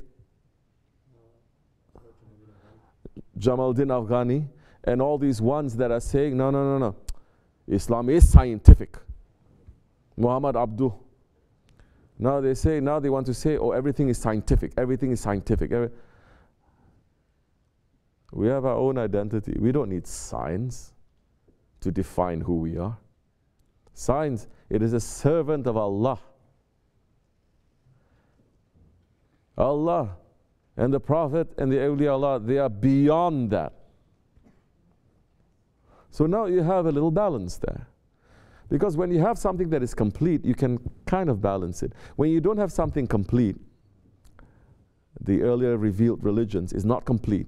It's not supposed to stay like that, Judaism or Christianity. It's supposed to complete. When it's not complete, you swing from one extreme to the other extreme, one extreme. One day you hate all gays. Next day you say, oh, all of them, they are saints. One day you say, all women, they are subject to slavery. They're second-class citizens. And the next, you swing to the other and say, oh, no, all women, they are higher than men. So then it is according to fashion. It's just according to fashion. And who dictates fashion? They want to say everybody dictates fashion. This is also the myth of democracy. No. So it can easily happen. Over 1,000-year-old institution that is Islam. And it grew from strength to strength to strength. But Allah meant these things to happen also. One of the biggest reasons is Allah meant for the Muslims now to come out from Muslim areas into non-Muslim areas. This is what it is. And it is not so that Muslims can go to non-Muslim areas and countries and nations to have a good life, to have a slice of the pie. It's not. It is to bring the light of the Prophet and the light of Islam there. Which how many of us, let's talk about us Muslims, you and me, that when your parents sent you here, they said, remember, you're going there for Allah's sake. You're going there for Islam's sake. Be sincere. Did they say that? No. Or you're born here and you're going for your first day to school and your mother said, remember, all our lives, we're doing everything. This is for the Prophet's sake, okay? Don't think this is for dunya. Never. So they've forgotten our reason. Muslims have forgotten. So it's like, oh, we already have Islam. Okay, don't make such a big fuss about it. It's over there. Leave it over there. Put it in the back burner. Now there's dunya. Okay, roll up your sleeves because they had industrial revolution. They had all these kinds of things. Muslims are backwards. And it's our fault. It's our fault. Okay? That they had industrial revolution and they moved from strength to modernity and technology. It's our fault because of Islam, because we're so backward. Now we have to catch up. So we cannot be so religious. We have to be more secular. What idiots.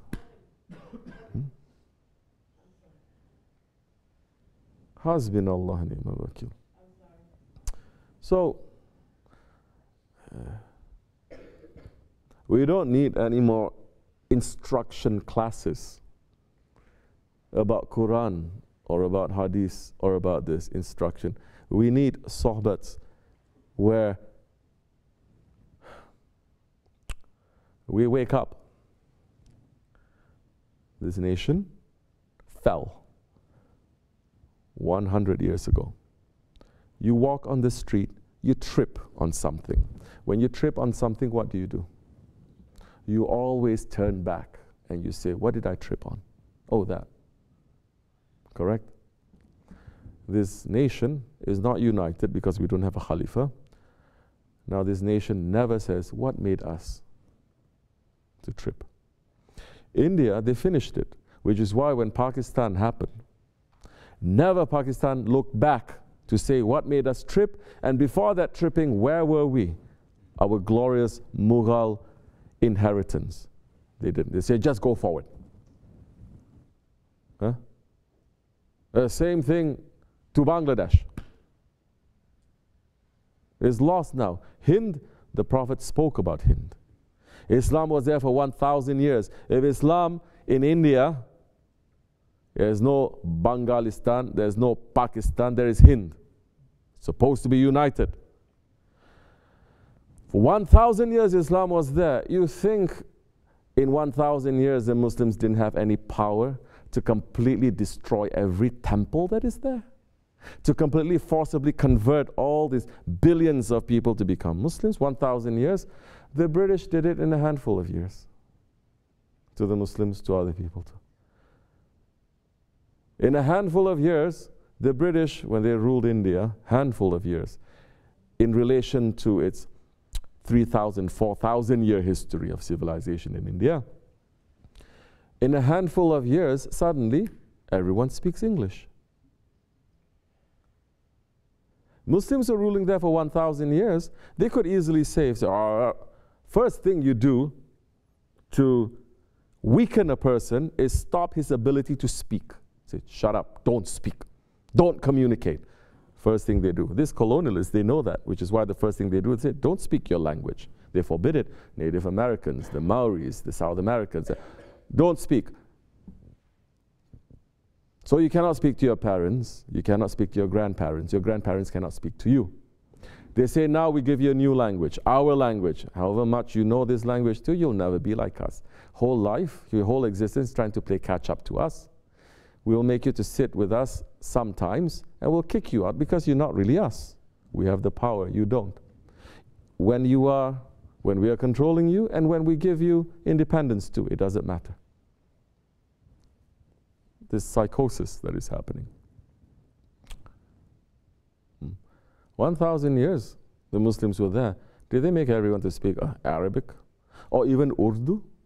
India still has its own regional dialects and regional cuisine, regional dresses, its own regional religions. It also happened with the Ottomans. That's why the Jews were running, the Christians were running to the Ottomans to be able to practice their version of Christianity when they are opposed to what? The Orthodox or the Catholics that they were doing.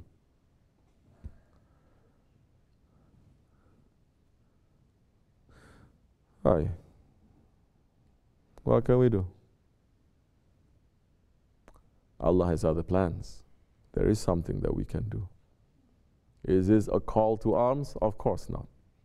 Are we saying now, go out there and hate people? Of course not. So many times it is happening because of our own fault. First, we get up and we say, I tripped over there. How stupid I am, I didn't see. You ever see someone who tripped over a brick or a piece of rock or something, and he takes it and he starts hitting the thing and he starts kicking it and throwing it? No. He blames himself, correct? How come I didn't see that? Oh, I'm so careless. Where is this? Where did we go wrong? Mentality. It's not. But Allah has other plans. And now we fix ourselves. Start with yourself. Understand, if you're not fighting against your ego, you'll never fight for haqq. Don't think you have truth inside of you. Challenge that truth every day. All right. This much is enough, inshallah. Assalamu alaikum wa rahmatullah. What happened? Very good. March 18. Okay. What day is that? Monday. Tamam. Very good. Okay. Anything else? Nobody else. Alhamdulillah. Tamam. I have a long trip ahead. Let me go and get ready. May Allah forgive me. May Allah bless you, inshallah. May our Sheikh's blessings always be on all of us. May Allah pull us out from every kind of confusion and to make our faith to have more certainty, for us to taste our faith and to live for it and to die for it. Al-Fatiha. Amen. Assalamu alaikum wa rahmatullah. Close the curtains, the women.